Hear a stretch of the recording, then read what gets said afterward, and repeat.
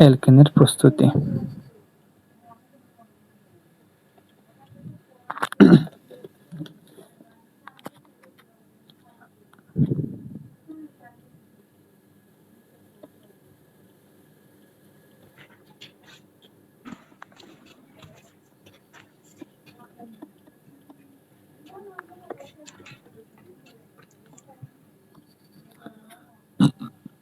আমরা যদি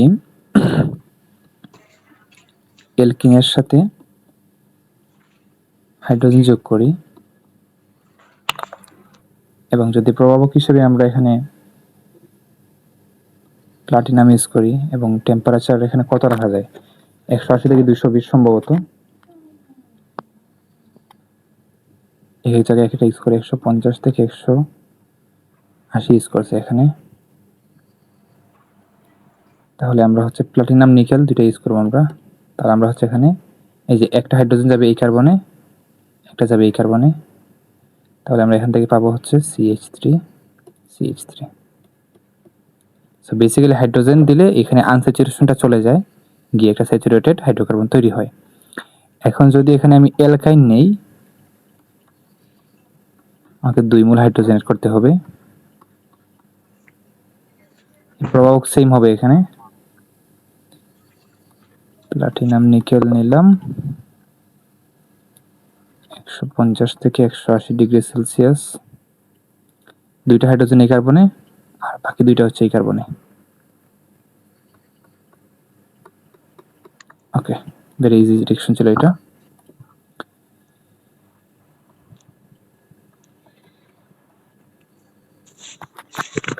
সেকেন্ড রিঅ্যাকশনটা হচ্ছে আমাদের রিডাকশন অফ অ্যালকাইল হ্যালাইডস।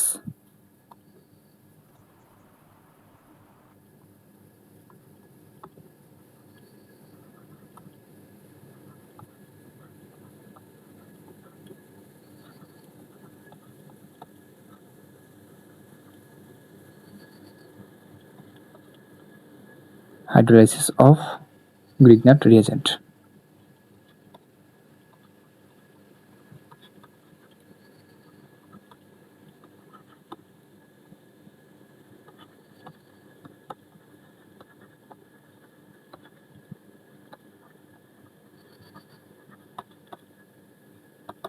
ওকে, তো আমরা যদি এখানে একটা এই যেখানে অ্যালকাইল হ্যালাইড বলছে, সো এটা যদি অ্যালকাইল হ্যালাইড নেই আমি, এবং যদি আমি এখানে গ্রিগনাট রিয়েজেন্ট ইউজ করি, মানে গ্রিগনাট রিয়েজেন্ট ইউজ করবো না, প্রথমে আমি ম্যাগনেসিয়াম দিয়ে একটা রিঅ্যাকশনটা দিব এখানে।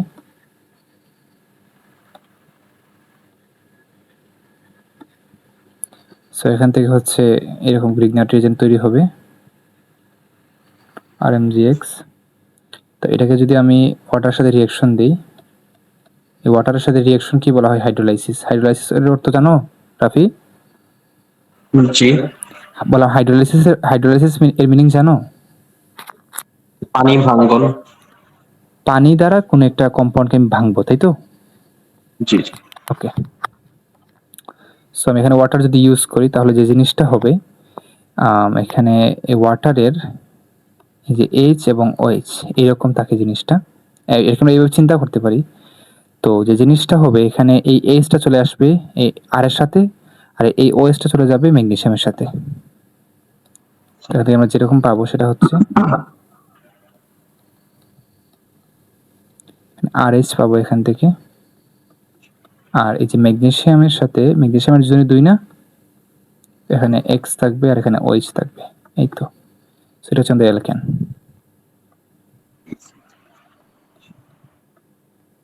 ফাইন, তো আমরা যদি একটা এক্সাম্পল দেখি এখানে, একটা স্পেসিফিক এক্সাম্পল,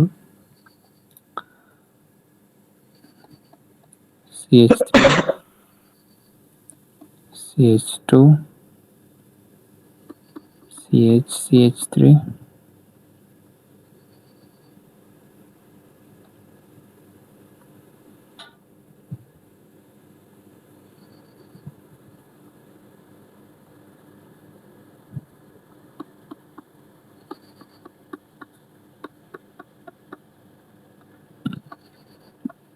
তো MgBr তৈরি হবে এখানে CH3 1 2 3 4। হ্যাঁ, এবার যদি আমি এখানে ওয়াটার ইউজ করি ঠিক আগের মতোই হবে। এখান দিয়ে ওয়াটারের যে ওয়েস্টটা, এই ওয়েস্ট চলে আসবে এইটার সাথে, ম্যাগনেসিয়ামের সাথে। তাহলে যে জিনিসটা তখন পাওয়া যাবে সেটা হচ্ছে এইরকম। এই যে ম্যাগনেসিয়ামের সাথে যদি আমি এখানে দিয়ে দিই ব্রোমাইড আর OH, তাহলে থাকবে কি, এখানে এইচটা চলে আসবে এই হাইড্রোজেনে, সরি এই এইচটা চলে আসবে এই কার্বনে। তখন আমি এটা অ্যালকেন পাবো, CH3 CH2 CH2 CH3। এইভাবে আমরা কিন্তু একটা অ্যালকেন পেতে পারি। জাস্ট গ্রিগনার রিয়েজেন্ট তৈরি হলো এবং সেখান থেকে হাইড্রোলাইসিস করলে আমরা এরকম একটা অ্যালকেন পেয়ে যাবো। খুবই সহজ রিঅ্যাকশন এটা। ফাইন, এবার আমরা বি নাম্বারটা দেখি। Reduction by metal and acid.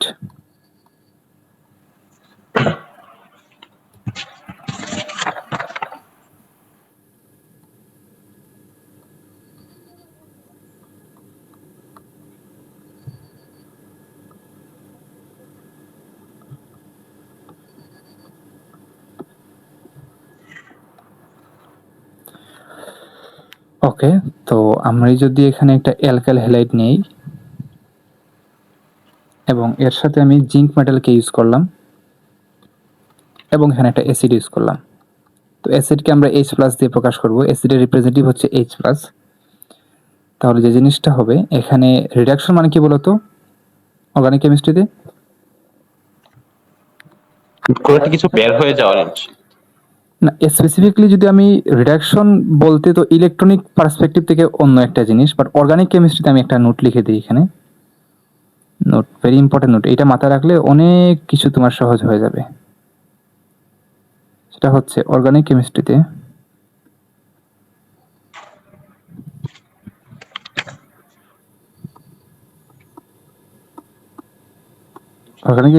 তোমার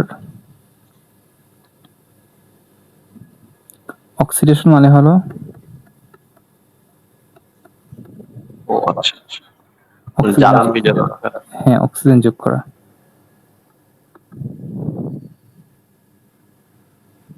আর রিডাকশন মানে হচ্ছে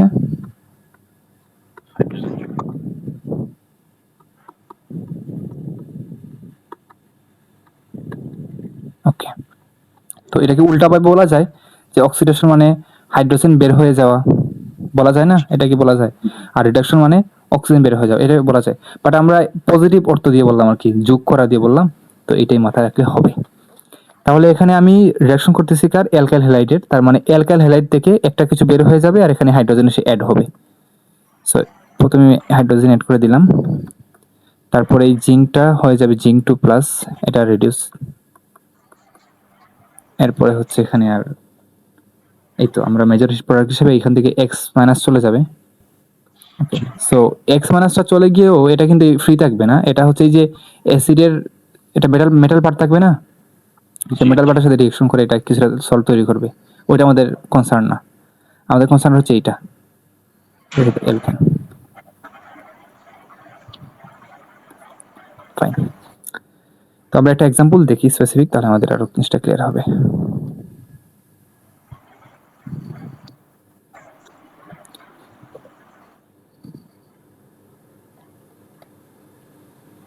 CH3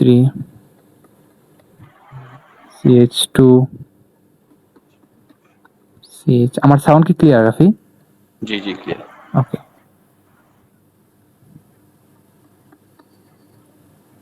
তো এখানে যদি আমি জিঙ্ক এবং H+ ইউজ করি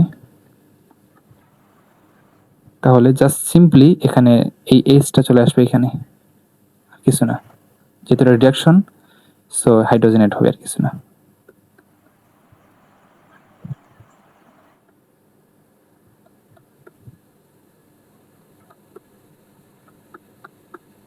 এই তো হয়ে গেল। এটা হচ্ছে secondary butyl bromide, butyl bromide.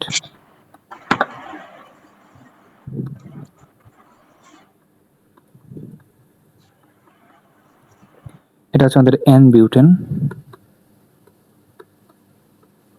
Fine, এই তো। এইবার একটা অ্যাডভান্স রিঅ্যাকশন আছে, আমি এটা দেখাবো কিনা বুঝতেছি না, সেটা পরে দেখি, আগে মেইনগুলো শেষ করি।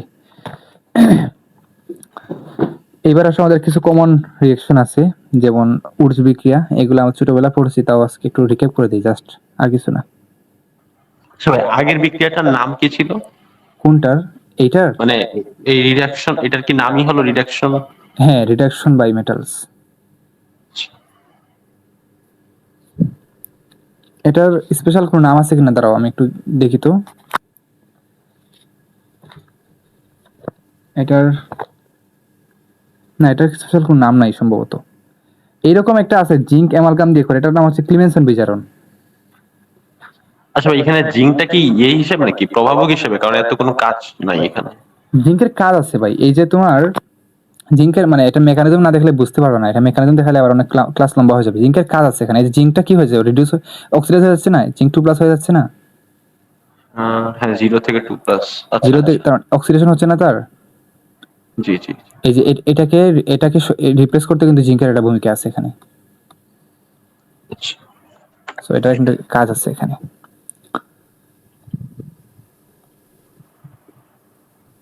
একটা, দুইটা, তিনটা। আচ্ছা, এটা তো আমাদের শেষ হলো, নেক্সট যাই আমরা।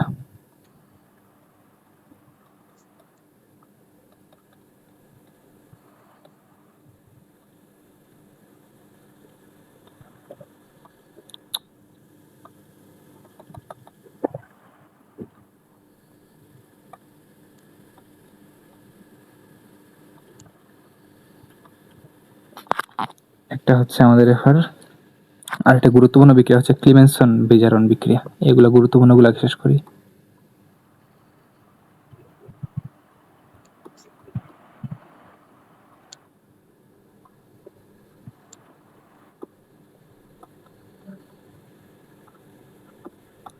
নামীয় বিক্রিয়াগুলো এগুলো একটু ইম্পর্টেন্ট, বুঝছো রাফি? জি। যেগুলো একটু নেম রিঅ্যাকশনে যেগুলা।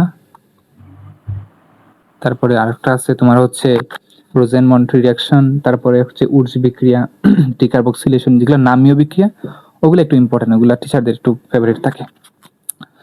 তো এইটা, এই যে রিঅ্যাকশনটা, এই রিঅ্যাকশনে যে জিনিসটা হয়, এখানে কার্বনের মূলকটা হচ্ছে মিথিলিন মূলকে কনভার্ট হয়। জাস্ট এটা মনে রাখবা, এই একটা ওয়ার্ড মনে রাখবা যে কার্বনিল মূলকটা মিথিলিন মূলক, এটা হচ্ছে কার্বনিল মূলক, এটা হচ্ছে মিথিলিন মূলকে কনভার্ট হয়। ওকে, সো ক্লিমেনসন বিজারণ বিক্রিয়ায় কার্বনিল মূলকটা মিথিলিন মূলকে কনভার্ট হয়। এখান থেকেও তুমি বিজারণের কনসেপ্টটা দেখতে পারো, যেমন এই কার্বনটা, এই কার্বন, আর এখানে অক্সিজেনটা বের হয়ে যাচ্ছে না। তো একটু বলছিলাম না, অক্সিজেন বের হয়ে যাওয়াকে বিজারণ বলা যেতে পারে। জি জি। আর এখানে হাইড্রোজেন যুক্ত হচ্ছে, তার মানে দুইভাবে কিন্তু বলা যায় যে এখানে হাইড্রোজেন যুক্ত হচ্ছে মানে এটা বিজারণ, অথবা অক্সিজেন বের হয়ে যাচ্ছে এটাও বিজারণ। সো এটা দুইটা অ্যাঙ্গেল থেকে কিন্তু বলা যায়। এটা একটা গুরুত্বপূর্ণ বিক্রিয়া। তো এখানে যে জিনিসটা হয়, আমি এখানে একটা কার্বনিল মূলকযুক্ত যৌগ নিব, যেমন অ্যালডিহাইড বা কিটোন নিব। সে ফর এক্সাম্পল আমরা একটা অ্যালডিহাইড নিলাম, CH3 CH2 C double bond O H।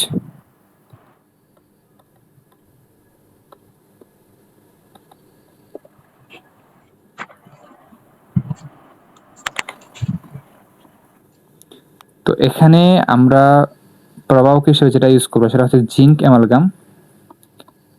Amalgam এবং হাইড্রোক্লোরিক অ্যাসিড। তো এখানে যে জিনিসটা হয়, কি হয়, এই যে কার্বনিল মূলকটা, এই যে কার্বনিল যে মূলকটা থাকে, এটা হচ্ছে মিথিলিন মূলকে কনভার্ট হয়ে যাবে, এটা হয়ে যাবে মিথিলিন মূলকে কনভার্ট, মানে CH2 হয়ে যাবে এটা। তাহলে সিম্পলি কি করবো আমরা এখানে, CH3 CH2, এই যে কার্বন তার জায়গায় থাকবে, আর এই অক্সিজেনের জায়গায় দুইটা হাইড্রোজেন চলে আসবে।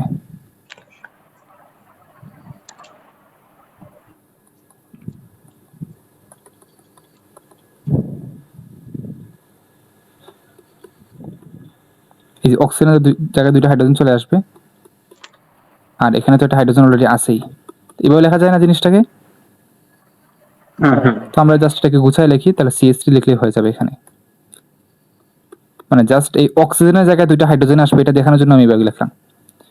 ক্লিয়ার জিনিসটা? খুবই সহজ রিঅ্যাকশন এটা।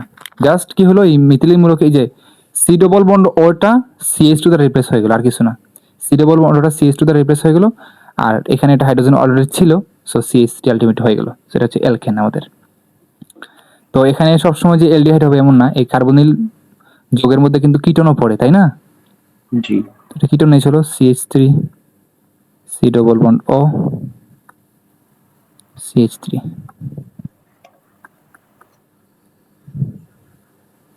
Zinc amalgam. ওকে, তো এখানে যে জিনিসটা হবে খুব আগের মতোই, এই যে সি ডবল বন্ড ও এই মূলক যেটা কার্বনিল মূলক, এটা মিথিলিন মূলকে কনভার্ট হয়ে যাবে, আর কিছু না। CH3 এইটার জায়গায় আমরা এটা বসায় দিব, তাহলে CH2 হয়ে যাবে, আর এখানে CH3 হয়ে যাবে। That's it. এই তো অ্যালকিন, আমরা অ্যালকেন পেয়ে গেলাম। এইবার এখানে ক্লিমেনসন বিজারণের যে বিকারকটা, সেই বিকারকটা হচ্ছে এই যে এটা, দাঁড়াও লিখে দিই এখানে, জিঙ্ক অ্যামালগাম এবং হাইড্রোক্লোরিক অ্যাসিড, এটাকে বলা হয় ক্লিমেনসন বিজারক। এটা কিন্তু এমসিকিউতে আসতে পারে।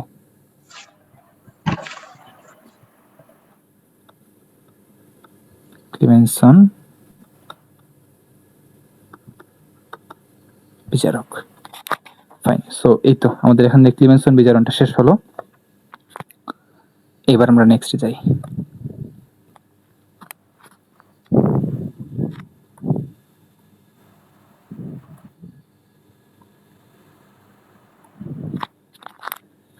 এবার আমরা দেখবো হচ্ছে উর্জ বিক্রিয়া। এগুলা খুব সহজ জিনিস, আমরা আগে দেখছি এগুলা ছোটবেলা, জাস্ট একটু রিক্যাপ করি।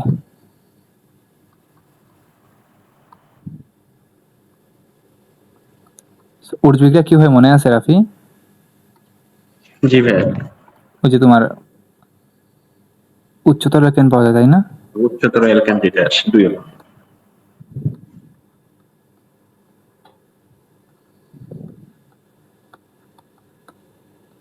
পাওয়া যায়, এবং এখানে মাধ্যম হিসেবে আমরা কি ইউজ করি? রাইটার। হ্যাঁ, ড্রাইটার।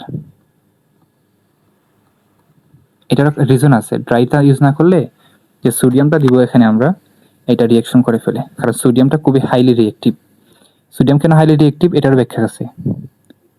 এটার ব্যাখ্যা জানো? তোমার তৃতীয় অধ্যায় যখন পড়বা তুমি ফার্স্ট পেপারের, এটা তো আমি পড়াবো তাই না? এগুলো খুব মজা করে আমরা পড়বো, এগুলো খুব সহজ জিনিস, খুব মজার জিনিস এগুলা। সোডিয়ামটা জানো রাফি? খুব সহজ কথা এটা। সোডিয়াম কেন হাইলি রিয়েক্টিভ? এই শুধু এটা জানি ভাই যে অ্যালকোহলের ভিতর ডুবিয়ে রাখা হয় সংরক্ষণের জন্য এর বাইরে। হ্যাঁ, এটার কারণ এটা হচ্ছে কত মজার জিনিস এগুলা। এটাকে কেরোসিনে রাখা হয়, তাই না? জি। এটা হচ্ছে কারণ হচ্ছে সোডিয়ামটা হাইলি রিয়েক্টিভ। হাইলি রিয়েক্টিভ কেন এটা আমি ব্যাখ্যা করতেছি। তো যে জিনিসটা হয় সেটা হচ্ছে সোডিয়ামে কিন্তু আগুনও ধরে যায়, বুঝছো? আচ্ছা, মানে এগুলা বাতাসের সংস্পর্শ। এটা এগুলা মারাত্মক জিনিস। এর কারণটা হচ্ছে সোডিয়ামের যে ইলেকট্রন বিন্যাসটা, এটা হচ্ছে এরকম, যে লাস্টে এরকম আছে না 3s1। জি। তো 3 নম্বর কক্ষপথে একটা ইলেকট্রন, তার এটা হচ্ছে অনেক লুজলি হোল্ড, মানে খুবই নিউক্লিয়াস দ্বারা খুবই মানে হালকাভাবে, মানে খুবই লেস স্ট্রংলি বাইন্ডেড। খুব ইজিলি এটাকে ডিপার্টেড করা যায়, খুব ইজিলি এটা মানে রিমুভ করা যায় ইলেকট্রনটা, বুঝতে পারছো? তো সোডিয়াম খুব সহজেই ইলেকট্রনটা ডোনেট করতে পারে আর কি। এই জন্য আর কি সে সব ধরনের রিয়েকশনে খুব ফাস্ট রিয়েক্ট করে আর কি। এই জন্য আর কি এটা বেশি রিয়েক্টিভিটি বেশি, বুঝতে পারছো? আচ্ছা ভাই। ওইটাই কারণ, আর কোনো কারণ নাই সোডিয়ামের।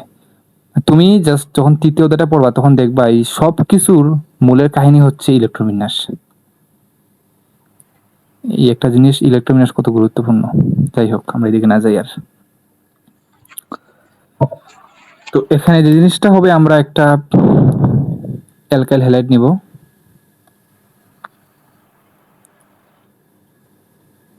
তো যেহেতু আমরা উচ্চতর অ্যালকেন পাবো, তাই আমরা 2 মূল নিব এখানে, এবং 2 মূল যেহেতু অ্যালকাইল হ্যালাইড নিচে 2 মূল সোডিয়াম নিতে হবে, কারণ সোডিয়ামের জন্য সোডিয়াম নিচে আমরা এই যে এক্সটাকে রিমুভ করার জন্য। এখন 2 মূল নিলে তো 2 মূল সোডিয়াম নিতে হবে অবশ্যই। আমরা এখন ড্রাই ইথার নিব, ড্রাই ইথার।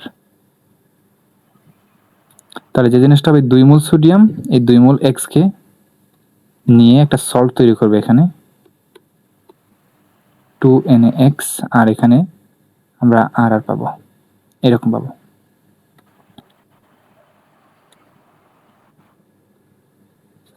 এই তো হয়ে গেল।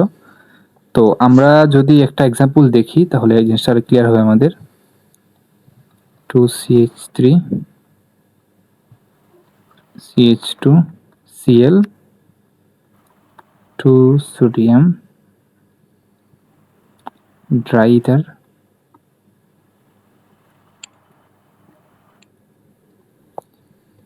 এখানে 2NaCl পাওয়া যাবে, এখানে CH3 CH2, এই যে মলিকিউলটা এটা আবার যুক্ত হবে তাই না,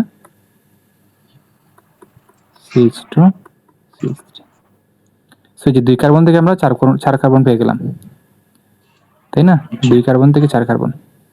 সো এটাই হচ্ছে আমাদের উডস বিক্রিয়ার মূল মোটিভ, যে আমরা এখানে হায়ার অ্যালকেন পাবো। সো এটাই, এখানে আর বেশি কিছু বলার নাই। এখানে একটা জিনিস বলে রাখা ভালো, সেটা হচ্ছে আমরা যদি এখানে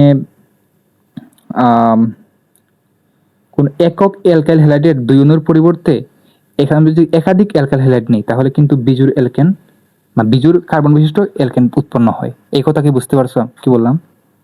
মানে আলাদা আলাদা দুইটা কার্বন সংখ্যার যৌগ নিতে হবে। হ্যাঁ, আমরা তো এখানে 2 অণু কিনেছি, অ্যালকাইল হ্যালাইড নিছি না, সেম অ্যালকাইল হ্যালাইড নিছি। তো তুমি যদি এখানে যে কোনো, ধরো এখানে 3 কার্বন নিলাম, 2 3 6 হয়ে যাবে তাই না? তুমি এখানে 4 নিছো, 2 4 8 হয়ে যাবে। অর্থাৎ তুমি যদি সেম মলিকিউল নাও তার সর্বদা জোড় কার্বন পাবা, জোড় সংখ্যক কার্বন বিশিষ্ট অ্যালকেন পাবা। এখন সামহাও তোমার প্রয়োজন হচ্ছে তুমি বিজুর অ্যালকেন তৈরি করবা, তখন কি করবা, তখন 2টা ভিন্ন অ্যালকাইল হ্যালাইড নিবা। আমি জাস্ট একটু দেখাই জিনিসটা, এটা লাগবে না, এটা কোনোদিন পরীক্ষায় আসবে না, তাও দেখাই দিই জিনিসটা। যেমন ধরো এইটা,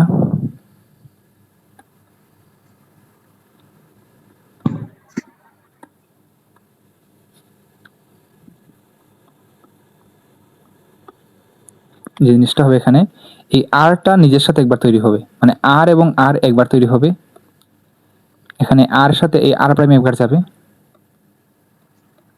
আর আর প্রাইম এবং আর প্রাইম একবার যাবে। 6টা নেওয়ার কারণ হচ্ছে এই যে 6টা, এই 3টা 3টা 6টা, এই 6টা এক্স এর জন্য 6টা সোডিয়াম। এই তো, বুঝতে পারছো?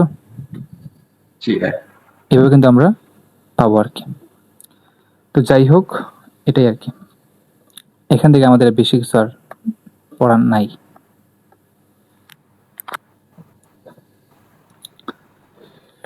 এবার ডিকার্বক্সিলেশন, এটাও আমাদের ছোটবেলার পড়া, এই জন্য আমি এখানে বেশি কিছু আলোচনা করতে চাচ্ছি না।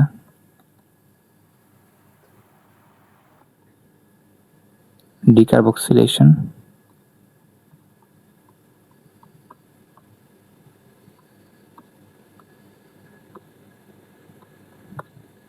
সো ডিকার্বক্সিলেশনে কি হয় মনে আছে রাফি?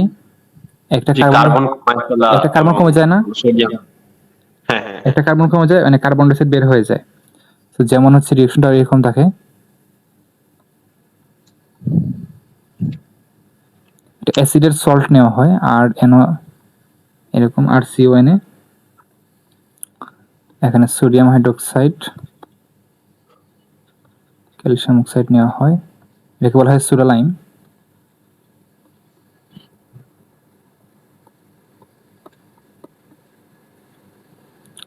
তো এখানে যে জিনিসটা হয়, এই যে এখানে মনে রাখবা জিনিসটা এরকম, এই যে এই অংশটুকু Na2CO3, এখানে যে জিনিসটা হবে এই যে অংশটা Na2CO3, আমি যারা অন্য কালার ইউজ করি, এখানে একটা সোডিয়াম কার্বনেট পাবা, এটা অলওয়েজ ডিকার্বক্সিলেশন রিঅ্যাকশনে সব সময় এটা পাবা, Na2CO3। এখানে দাঁড়াও, এখানে একটা অংশ বাদ গেছে, ইস, ওটা নিতে হবে। হ্যাঁ ওটা নিতে হবে।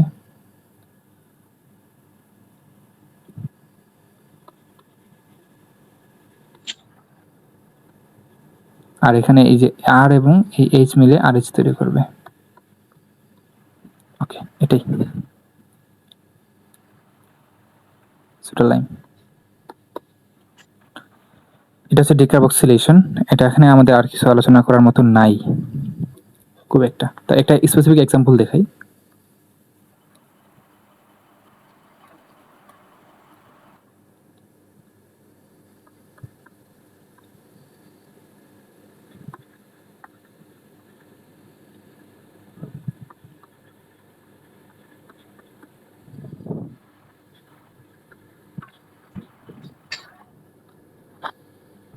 ঠিক আগের মতো এখানে এই যে এই অংশটুকু বের হয়ে যাবে।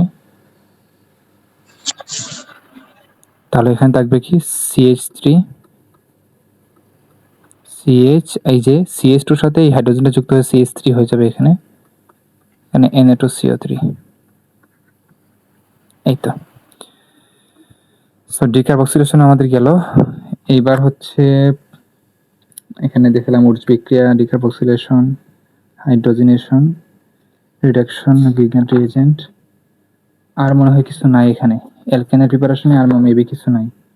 আরেকটা আছে, এটা আমাদের এই কেমিস্ট্রি বই থেকে দেখলাম, সে কাপলিং রিঅ্যাকশন। এটা তোমাদের লাগবে কিনা আমি জানি না, মেবি আসবে না। এটা রিটেন পরীক্ষা যেহেতু নাই, তো এটা দিবে না আশা করি। তোমার বইও না এটা। তোমাদের কি কাপলিং রিঅ্যাকশন আছে রাফি এইচএসির বইয়ে? এটা ভাইয়া জাস্ট ক্লাসে পড়াইছিল একটা হিসেবে।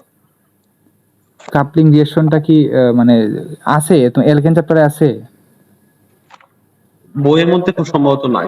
নাই, হ্যাঁ। তাহলে স্কিপ করি আর কি। কি বলো? আসলে অসুবিধা। লুপ সামলাতে পারি না আর কি, বুঝছো? পড়ালো আমি যখন নিজে পড়ি তখন ওইরকম কিছু কম পড়তে চাই না, আর যখন পড়াই তখন কিছু কম পড়াতে চাই না। এটা একটা সমস্যা, লিমিটটা বুঝতে হয়। কাপলিং রিঅ্যাকশনটা আর কি মানে হায়ার অ্যালকেন তৈরি করতে ইউজ করা হয়। যাই এদিকে না যাই, আর লাগবে না আশা করি। তো আমরা যাই এখন অ্যালকেনের রিঅ্যাকশনে।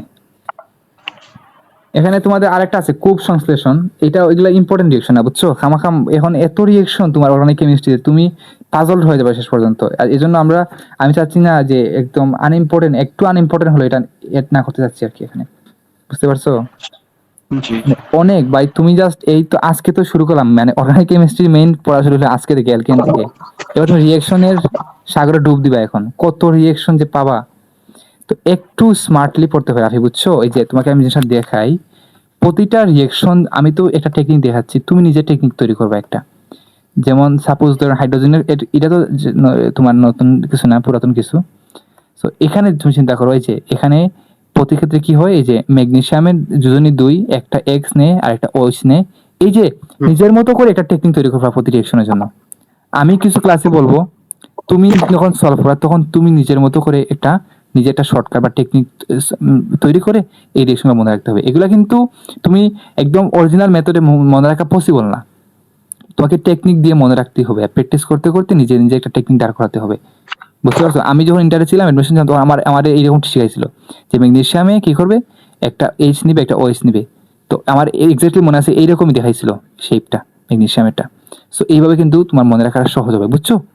অনেক রিঅ্যাকশন, অনেক হিউজ রিঅ্যাকশন। কাজে তুমি যদি টেকনিক্যালি এগুলো মনে রাখতে না পারো, তোমার পক্ষে শিখা মানে এগুলো ভুলে যাওয়াই স্বাভাবিক। অলরাইট, সামনে আমরা আগাই।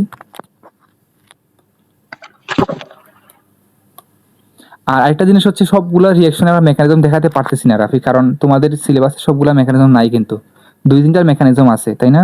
SN1 এর মেকানিজম, E1 এর মেকানিজম, এই দুইটা মেবি আছে। আরো কয়েকটার ওই যে মার্কনিকভ রুল, এই কয়েকটার মেকানিজম আছে, তাই না? আর সবগুলা মেকানিজম তো দেখায় না, তাই না? জি। ইউনিভার্সিটিতে সবগুলা মেকানিজম দেখায়, বাট আমাদের লাগবে না আর কি, ওই জন্য আর কি আমি এদিকে যাচ্ছি না মেকানিজমে। আচ্ছা, এইবার হচ্ছে আমাদের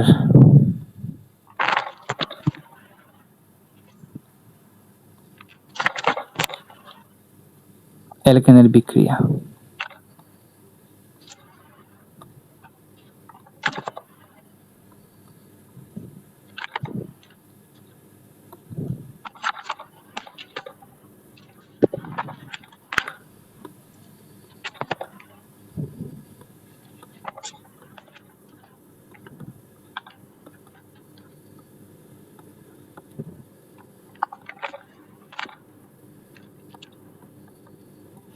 অ্যালকেনকে প্যারাফিন বলা হয়, এটা তো জানো তাই না? হুম হুম। তো অ্যালকেন গুলো সাধারণত রিঅ্যাকশন করতে চায় না, এরা হচ্ছে কম সক্রিয়।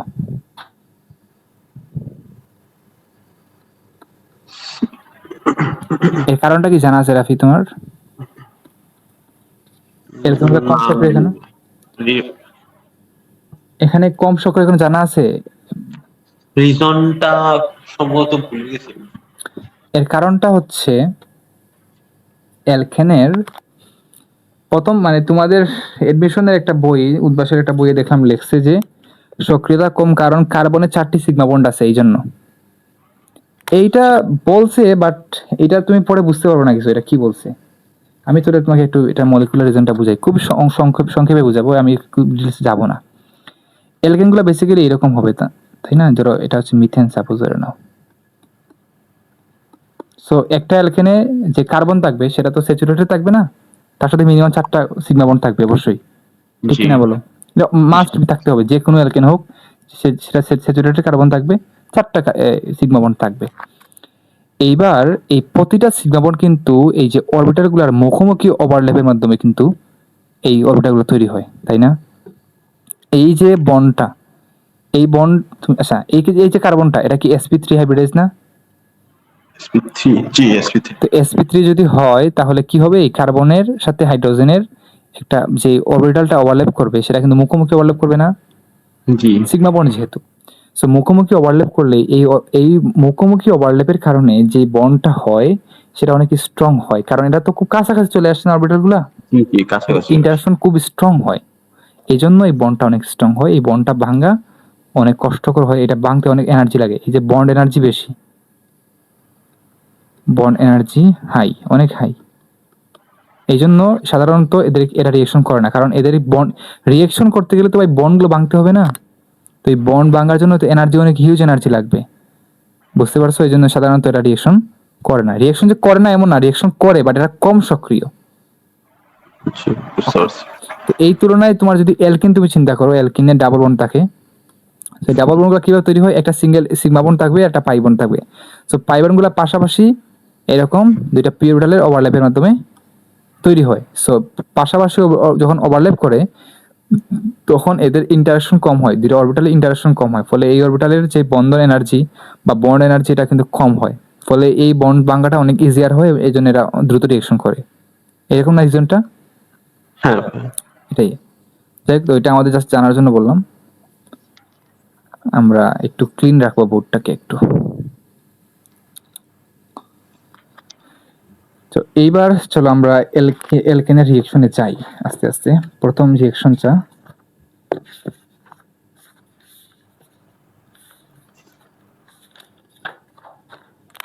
হচ্ছে হ্যালোজিনেশন।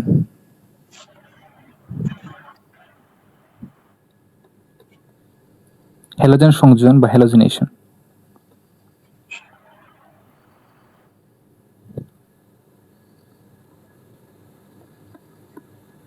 এটা হচ্ছে এলকেনের সবচেয়ে গুরুত্বপূর্ণ রিয়েকশন।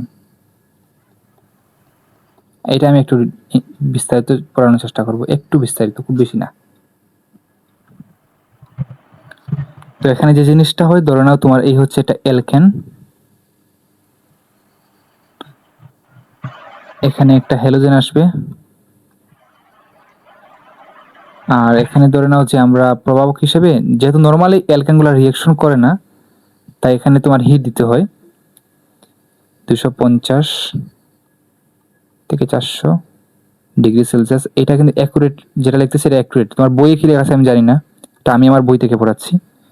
অর লাইট, কারণ এই যে বইটা থেকে পড়াচ্ছি না, এটা হচ্ছে তোমার ওয়ার্ল্ড ওয়াইড রিকগনাইজড, এটা হচ্ছে মরিসন বয়েড বাই অর্গানিক কেমিস্ট্রি, এটা ওয়ার্ল্ড ওয়াইড রিকগনাইজড, মানে অর্গানিক কেমিস্ট্রির যে কোনো রেফারেন্স এই বই থেকে দেওয়া হয় আর কি।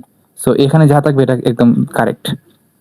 যাই হোক, তো এই লাইট যদি তুমি ইউজ করো, মানে তুমি যদি এই টেম্পারেচার ইউজ করো, একটা জিনিস করতে পারো, অথবা লাইট ইউজ করতে পারো, যে তোমার নর্মাল যে লাইটগুলো, মানে এই যে তোমার সানলাইট যেটা আর কি, হ্যাঁ সানলাইট। তো সানলাইট ইউজ করলে তোমার টেম্পারেচার সাধারণত কত থাকে, 25 ডিগ্রি সেলসিয়াস থাকবে না, রুম টেম্পারেচার যেগুলো নর্মাল যে এনভায়রনমেন্ট টেম্পারেচারটা, এটাই আর কি। তো যাই হোক, তো তুমি যদি এখানে এটা ইউজ করো তাহলে তোমার যে জিনিসটা হবে, এই হাইড্রোজেনটা এখানে চলে যাবে, মানে হাইড্রোজেন প্রতিস্থাপিত হবে, হাইড্রোজেনটা অ্যাবস্ট্রাক্ট হবে, এটাকে বলা হয় প্রতিস্থাপন হবে।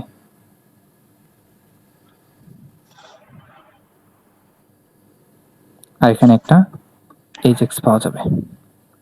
এইটা হচ্ছে তোমার জেনারেল রিয়াকশন।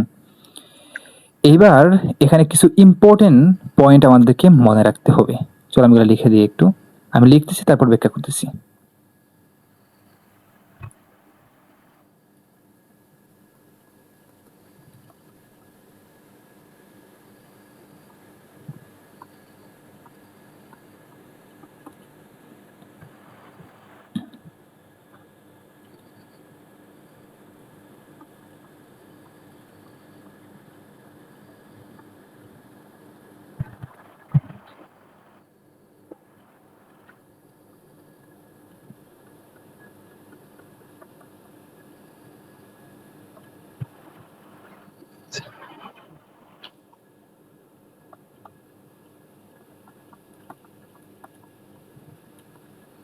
রিঅ্যাক্টিভিটি অফ, এটা রিঅ্যাক্টিভিটি না লিখে এটাকে আমি ইজ অফ হাইড্রোজেন অ্যাবস্ট্রাকশন লিখলে ভালো হবে। এইটাই যে আসল টার্মিনোলজি, এটা ব্যাখ্যা করতেছি আমি। দাঁড়াও,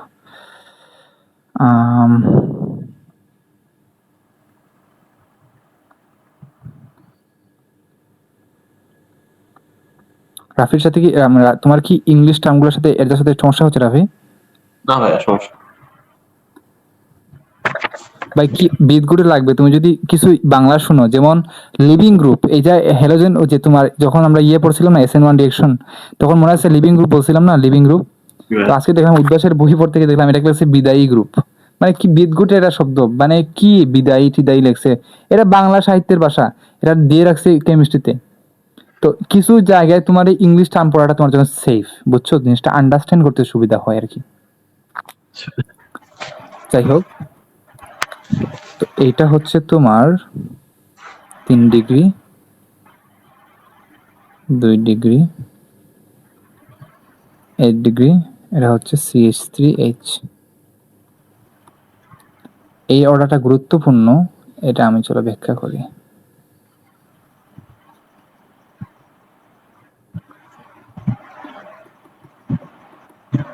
আচ্ছা, তার এটা বইয়ে কি লিখছে দেখি তো, ইজ অফ অ্যাবস্ট্রাকশনটাকে, উদ্ভাসের বইয়ে এটা হচ্ছে অ্যালকানের হাইড্রোজেন পরমাণুর প্রতিস্থাপনের সক্রিয়তা ক্রম। দাও এটা বাংলায় তোমাকে লিখে দেই, এটা তোমার যদি কোনো সময় বুঝতে সমস্যা হয় তাহলে এটা যেন তুমি দেখে নাও।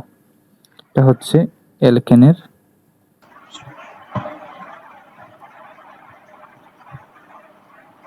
অ্যালকেনের হাইড্রোজেন পরমাণু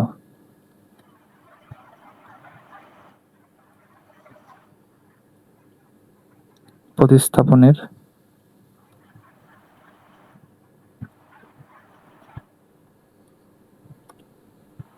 সক্রিয়তার ক্রম।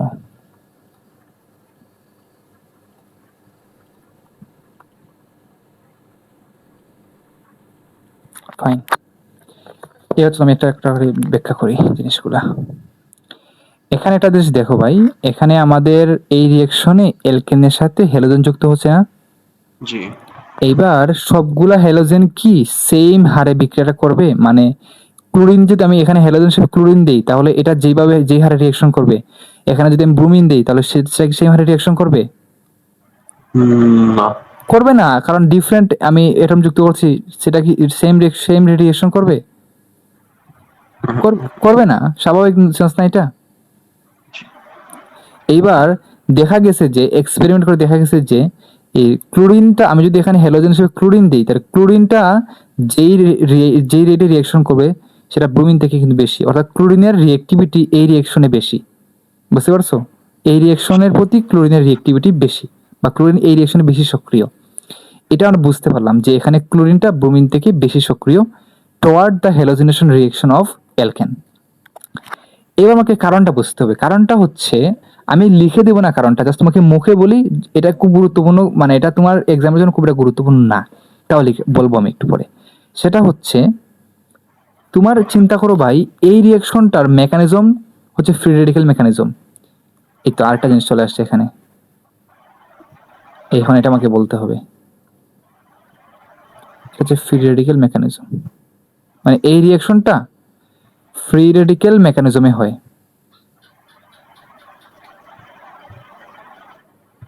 তুমি কি এটার সাথে ইন্ট্রোডিউসড আছো রাফি, এই এর সাথে, মেকানিজমের সাথে? ফ্রি রেডিক্যাল তো ওই কয়দিন আগেই পড়লাম। হ্যাঁ, পড়ছো? এটা মেকানিজমটা, মানে ফ্রি রেডিক্যাল মেকানিজমটা কি তুমি আগে কখনো পড়ছিলা ইন্টারে বা আগে কোথাও? এটা তো না মনে হয়। এটা ওই যে তোমার খারাসের নীতি একটা আছে না, পারক্সাইডের যে ইফেক্ট থাকে, জি জি জি। ওইটা তো এই মেকানিজম হয়। এটা হয়তো তোমরা ওইরকম ডিটেলসে পড়ো নাই, এটা জানা গুরুত্বপূর্ণ। যাই হোক, আচ্ছা আমি তাহলে এখানে না যাই, তোমাকে জাস্ট মুখে মুখে বলি, তুমি যদি তোমার বুঝতে সমস্যা হয় তাহলে আমি মেকানিজমটা দেখাবো আর কি। মানে তুমি যদি আমার কথা বুঝে ফেলতে পারো, দ্যাটস ভেরি গুড, আর যদি না বুঝো তাহলে মেকানিজমটা দেখাই বোঝাতে হবে। কথাটা হচ্ছে, এই ফ্রি রেডিক্যাল মেকানিজমে এই রিয়েকশনটা ঘটে, এটা হচ্ছে প্রথম কথা। দ্বিতীয় কথা হচ্ছে, এই ফ্রি রেডিক্যাল মেকানিজম রিয়েকশনটা ঘটতে গেলে এই হ্যালোজেনের যে বন্ডটা, মানে এক্স এক্স যে বন্ডটা, এই বন্ডটাকে ভাঙতে হয়, বুঝতে পারছো? এরকম ভাঙতে হয়, আচ্ছা। এই বন্ডটা ভেঙেই কিন্তু এখানে ফ্রি রেডিক্যাল তৈরি হবে। তাহলে এখানে ক্লোরিন এবং ব্রোমিনের মধ্যে এই যেই বন্ডটা আগে ভাঙবে, যেই বন্ডটা ভাঙা সহজ হবে, সেই মলিকুলটা কি বেশি রিয়েকশন দিবে না? জি। কারণ এই বন্ডটা ভাঙলেই পরে তো এই ফ্রি রেডিক্যাল তৈরি হবে, এবং তখন গিয়ে এখানে অ্যাটাক করবে, তখন রিয়েকশনটা প্রসিড হবে সামনে। এখন যেই বন্ডটা ভাঙা সহজ হবে সেটা আমাদের বেশি রিয়েকশন দেবে বা সেটা বেশি রিয়েক্টিভ হবে। তো দেখা যায় যে ক্লোরিন ক্লোরিন যে বন্ডটা, সেই বন্ডটা হচ্ছে ব্রোমিন ব্রোমিন বন্ড থেকে মানে কম দুর্বল আর কি, উইকার। বুঝতে পারছো? এই বন্ডটা ভাঙা সহজতর, কারণ এই বন্ড যে ক্লোরিন ক্লোরিন বন্ডটা, এটা হচ্ছে weaker rather than bromine bromine bond. বুঝতে পারছো? এই জন্য ক্লোরিন ক্লোরিন বন্ডটা ভাঙা সহজ হয়, এই জন্য এটা বেশি রিয়েকশন দেয়। এটা হচ্ছে তোমার সিম্পল রিজনটা। আচ্ছা। এখন তোমার মাথায় যদি একটা কোয়েশ্চেন না আসে তাহলে আমি স্কিপ করবো, কেন এই ব্রোমিন ব্রোমিন বন্ড থেকে ক্লোরিন ক্লোরিন বন্ডটা উইকার, এটা যদি তোমার মাথায় প্রশ্ন আসে তাহলে বলবো, নাহলে স্কিপ করবো এটা। হ্যাঁ ভাই, এটা আসলে নরমালি প্রশ্ন আসছিল। বলবো এটা। আচ্ছা ভাই, বলে দেন। সেটা হচ্ছে, এটা বলি, এটা এটা এটা কি এইরকম কোয়েশ্চেন কি তোমার এডমিশনে আসে? আমি না লিখে দেবো জিনিসটা, বন্ডটা কেন, মেবি আসে না, বাট এটা আসবে, এই অর্ডারটা কিন্তু গুরুত্বপূর্ণ, বুঝছো? হ্যাঁ। আচ্ছা, এটা কারণটা হচ্ছে, তুমি চিন্তা করো ভাই, ফ্লোরিন ক্লোরিন ব্রোমিন আয়োডিন এই সবগুলা হচ্ছে একই গ্রুপের না, 17 নম্বর গ্রুপের। তো একই হ্যাঁ। গ্রুপে যদি হয়, এদের নাম্বার অফ লন পেয়ার কিন্তু সেম হবে, জি। 3টা করে তিন জোড়া লন পেয়ার। এইবার তুমি চিন্তা করো, ক্লোরিন ক্লোরিন বন্ড যখন তৈরি হচ্ছে আর যখন ব্রোমিন ব্রোমিন বন্ড তৈরি হচ্ছে, তখন এই লন পেয়ার গুলা এখানে আছে না, এই দুইটার মধ্যে লন পেয়ার আছে না, হ্যাঁ হ্যাঁ। এখানে লন পেয়ার আছে। তো ভাই, এই ক্লোরিন থেকে কিন্তু ব্রোমিনের সাইজটা অনেক বেশি, জি। আর ক্লোরিনের সাইজ কম। তো এই কম সাইজের মধ্যে 3টা লন পেয়ার, মানে লন পেয়ার কিন্তু থাকবে না, 2টা লন পেয়ার থাকবে। তো এই কম সাইজের মধ্যে সেম সংখ্যক লন পেয়ার এখানে থাকবে, আর এখানে বেশি সাইজ বড় সাইজের মধ্যে সেম সংখ্যক লন পেয়ার থাকবে, ঠিক কিনা বলো? হ্যাঁ ঠিক আছে। মানে না, সেম সংখ্যক লন পেয়ার থাকবে, বাট এই এখানে স্মলার জায়গা, এখানে বিগার জায়গা। তো এখানে যখন কম জায়গায় যখন সমান সংখ্যক লন পেয়ার থাকবে, তখন এরা রিপালস করবে অনেক বেশি, অনেক বেশি রিপালস করবে, রিপালশন করবে। রিপালশন করার কারণে যে জিনিসটা হবে, এই বন্ডটা উইক হয়ে যায় রিপালশনের কারণে। আর এখানে তো রিপালশন হয়, বাট এই রিপালশনটা মিনিমাইজ হয়ে যায় কেন বলো তো? সাইজ তো বড়, হ্যাঁ হ্যাঁ। অনেক বড় সাইজ এটা ব্রোমিনের। সো ক্লোরিন থেকে কিন্তু এখানে রিপালশনটা কম হবে, এই জন্য এই বন্ডটা ক্লোরিন থেকে বেশি স্ট্রঙ্গার হবে। আশা করি ধরতে পারছো জিনিসটা। জি ভাই, বুঝতে পারছি। এখানে আরেকটা কোয়েশ্চেন আছে, তোমাকে কোয়েশ্চেন দিতেই পারে, বা আমিও তোমাকে বলতে পারি যে ভাই আমি এখানে জিনিস লিখছি ফ্লোরিন আর ক্লোরিন ব্রোমিন লিখছি, সরি ক্লোরিন আর ব্রোমিন লিখছি, ফ্লোরিন কই, আয়োডিন কই? এটাকে আমি ভুল করে, মানে আমি কি ইচ্ছা করে লিখছি নাকি আমি ভুল করে লিখছি নাই, কোনটা তোমার কি মনে হয়? আমি আর ভাবছি বা মনে হয় শুধু ক্লোরিন আর ব্রোমিনের মধ্যে এরকম হয়, এই জন্য মনে লাগছে। না না, এটাই তুমি যেটা ভাবছো এটা ঠিকই ভাবছো, মানে এটাই এমন তো হতে পারে না যে আমি ভুল করে ফ্লোরিন লিখি নাই, এরকম তো হতে পারতো। কিন্তু আমি কিন্তু এরকমটা কিন্তু হয় নাই, আমি ইচ্ছা করেই লিখি নাই এটা। এর কারণটা হচ্ছে, এই রিয়েকশনটা ফ্লোরিনও দেয়, বাট জেনারেলি ফ্লোরিন দিয়ে রিয়েকশনটা করানো হয় না। মানে মোর প্র্যাকটিক্যাল হচ্ছে ক্লোরিন এবং ব্রোমিনের ক্ষেত্রে, আচ্ছা। ফ্লোরিনের ক্ষেত্রে রিয়েকশনটা প্র্যাকটিক্যাল না। এটা কিন্তু স্টিল পসিবল রিয়েকশনটা, বাট প্র্যাকটিক্যাল না। কেন প্র্যাকটিক্যাল না? কারণ তুমি চিন্তা করে দেখো, ক্লোরিন ক্লোরিন বন্ড কিন্তু ব্রোমিন ব্রোমিন বন্ড থেকে অনেক বেশি উইকার ছিল না? তাহলে ওই তুলনায় ফ্লোরিন ফ্লোরিন বন্ডটা আরো উইকার হবে না? জি। তো দেখা যায় যে এই বন্ড ফ্লোরিনের বন্ডটা অনেক বেশি উইকার, অনেক বেশি উইকার। এটা এত বেশি উইকার যে এই তুমি যদি ফ্লোরিনটা এখানে ইন্ট্রোডিউস করো এই রিয়েকশন সিস্টেমে, এটা ভিগোরাসলি রিয়েকশন করবে, খুবই কি বলবো, রাফলি রিয়েকশন করবে। রাফলি রিয়েকশন করার কারণে এখানে অনেক আনএক্সপেক্টেড প্রোডাক্ট তৈরি হয়ে যেতে পারে, বুঝতে পারছো? বা অনেক ধরনের এনভায়রনমেন্টের ক্ষতি হয়ে যেতে পারে। খুব রাফ বা টাফলি রিয়েকশন করে, খুব দ্রুত রিয়েকশন করে, বুঝতে পারছো? আচ্ছা, মানে মানে ফ্লোরিনটা মানে ভায়োলেন্টলি, ইউজ করা হয় না আর কি। হ্যাঁ ভায়োলেন্টলি রিয়েক্ট করা, ভেরি ভায়োলেন্টলি, এই ওয়ার্ডটা হচ্ছে বইয়ে এই ওয়ার্ডটাই লেখা, যে ভেরি ভায়োলেন্টলি রিয়েক্ট করে, ভিগোরাসলি রিয়েক্ট করে। এই জন্য আমার যদি সামহাও এখানে ফ্লোরিন আনতে হয়, তখন আমরা ফ্লোরিন গ্যাসকে ইউজ করবো না, অন্য কিছু ইউজ করব। অন্য কোনো ফ্লোরিনেটিং এজেন্ট যেগুলাতে দিলে ফ্লোরিন আসতে পারে এখানে, ওইগুলো আমরা এখানে ইউজ করব। এ কথা কি বুঝতে পারছো কি বললাম? বুঝতে পারছি। সামহাও যদি আমার এখানে ফ্লোরিন আনতে হয়, তো ডিরেক্টলি আমরা ফ্লোরিন ইউজ করবো না, কারণ ফ্লোরিন ইউজ করাটা প্র্যাকটিক্যাল না। তখন দেখা যায় ফ্লোরিনেটিং এজেন্ট আছে অনেকগুলা, যেমন HF, তার আরো অনেকগুলো আছে, ওইগুলো ইউজ করে এখানে জিনিসগুলো অ্যাড করা হয় আর কি। যাই হোক, এই তো। আর এখানে আয়োডিনটা রিয়েকশন দেয় না, কারণ আয়োডিনের বন্ডটা অনেক বেশি স্ট্রঙ্গার, বুঝতে পারছো? আচ্ছা, আবার আরেকটা ভাই আছে, হ্যালোজেনের যে অ্যাসিড গুলা যেমন HX দ্বারা আমরা প্রকাশ করি, ওইখানে তো এই ক্রমটা আবার উল্টা। যেমন HI যেটা ওইটা তাড়াতাড়ি বিক্রিয়া করে, তারপর বিক্রিয়া করে HBr, এটা তারপরে কোন বিক্রিয়া করে রিয়াকশনের ক্ষেত্রে বলতেছো ওইটা তুমি বুঝতে হবে ভাইয়া। ও তাহলে এটা তো আমরা স্পেসিফিকলি হ্যালোজেনেশন বলতেছি অ্যালকেনেরটাতে। আচ্ছা আচ্ছা। ওকে ফাইন, এটা গুরুত্বপূর্ণ জিনিস ছিল, এটা আমরা কভার করলাম। আচ্ছা, আরেকটা জিনিস, ইজ অফ হাইড্রোজেন অ্যাবস্ট্রাকশন। এখন তুমি চিন্তা করে দেখো, আমি তোমাকে এক্সাম্পল দেখাই, নাহলে তুমি এইটা বুঝতে পারবে না। এটা তো বুঝতে পারছো আশা করি। এইটা তুমি বুঝতে পারবে না যদি এক্সাম্পল না দেখাই। চলো এটা এক্সাম্পল দেখাই, তাহলে বুঝতে পারবে জিনিসটা। যে জিনিসটা এখানে হয় সেটা হচ্ছে, এটা এক্সাম্পল দেখাই, চলো। CH3 CH, এটার ক্ষেত্রে কি এরকম না যে 3 ডিগ্রির ক্ষেত্রে তিনটা যেহেতু আর আছে, তাহলে খুব দ্রুত আমরা ইলেকট্রন পেয়ে যাবে মাঝখানে কার্বনটা, এই জন্য এইচ কে ছেড়ে দিবে। তো এর মান যত কমবে তত কম কার্বনটা ইলেকট্রন পাবে, এই জন্য এইচ কে তত পরে ছাড়বে। এইটা মোটামুটি কাছাকাছি চলে গেছে, বাট এক্সপ্রেশনটা কারেক্ট হয় নাই। তিনটা আট আছে ভালো কথা, কিন্তু কে ইলেকট্রন পাবে আর কে চলে যাবে এখান থেকে বলো তো? কার্বনটা ইলেকট্রন পাবে, এই জন্য কার্বনটা আর হাইড্রোজেনকে ধরে রাখবে না, হাইড্রোজেন লিভ নিয়ে নিবে। হাইড্রোজেন লিভ কি অটোমেটিক নিয়ে নিবে? আচ্ছা তুমি ভালো কথা বলছো, এখানে ইলেকট্রন ডোনেটিং ইফেক্ট থাকবে এইগুলা, তাই না? এটা তো বুঝতে পারছো। জি। এটা হচ্ছে প্রথম কথা। আচ্ছা এইটুকু বুঝতে পারছো, এটা অনেক খুশি হলাম আমি। বাট তুমি যেহেতু এটা মেকানিজম দেখো নাই, আমি আগে বলছিলাম এই যে মেকানিজম দেখলে অনেক কিছু ক্লিয়ার হয়ে যাবে। এই মেকানিজমটা তো আমি একটু একটু করে ব্যাখ্যা করি জিনিসটা। আচ্ছা আমি আমি আগাই তাহলে, টাইম কম লাগবে এখানে, বেশি টাইম লাগবে না। দাঁড়াও একটা মিনিট। এখানে ধরো আমি ক্লোরিন দিলাম, এখানে আমি 250 400 দিলাম। তো ভাই এখানে ক্লোরিনটা কি করবে? হাইড্রোজেন অ্যাবস্ট্রাক্ট করবে না? হ্যাঁ। তো এটা হচ্ছে এই কার্বনের যে হাইড্রোজেন গুলো, এগুলো হচ্ছে 1 ডিগ্রি হাইড্রোজেন। এই কার্বনের হাইড্রোজেন গুলো 2 ডিগ্রি, সরি 3 ডিগ্রি। 3 ডিগ্রি না নাকি? জি জি। 3 ডিগ্রি, তাই তো? হ্যাঁ ভাই, 3 ডিগ্রি 3 ডিগ্রি। আর এই কার্বনের হাইড্রোজেন গুলো কয় ডিগ্রি বলো তো? বাকি সবগুলোতে 1 ডিগ্রি। 1 ডিগ্রি। হ্যাঁ, একজন একজনের সাথে তো লেগে আছে। আচ্ছা, তো এইটা, হ্যাঁ, এবার হচ্ছে জিনিসটা তোমরা বোঝার চেষ্টা করো।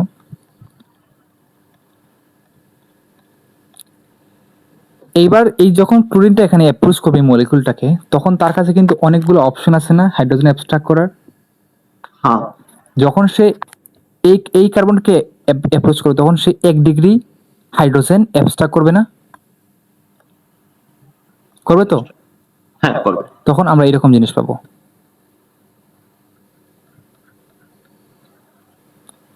CH2 একটা হাইড্রোজেন সে নিয়ে নিবে, CH2Cl, এইরকম জিনিস পাবো। আর তার কাছে কিন্তু আরেকটা পসিবিলিটি আছে এই কার্বনকে অ্যাপ্রোচ করার, ঠিক কিনা বলো? আছে কি নাই? বাকিগুলো তো কাম করবে না তো। হ্যাঁ, মানে শুধু কেন মাঝখানে একটা সাইডে, বাকিগুলা তো যে তুমি বলো না 1 ডিগ্রি, যে সবগুলা সেম তো। তাহলে প্রথমে যেটা অ্যাপ্রোচ করছে ওইটাও তো 1 ডিগ্রি ছিল। এটা তো 1 ডিগ্রি, এখানে তো খোলে 1 ডিগ্রি, তো মানে একই জিনিস তো পাচ্ছি আমি 1 ডিগ্রি, তাই না? মানে মাঝখানে খুলে তো আমি ভিন্ন জিনিস পাচ্ছি না, ভিন্ন একটা কম্পাউন্ড পাচ্ছি না, ভিন্ন আইসোমার পাচ্ছি না। হ্যাঁ তো CH3 CCl CCH3 আর এখানে হচ্ছে CH3। সো এটা হচ্ছে আমাদের আইসোবিটাল ক্লোরাইড।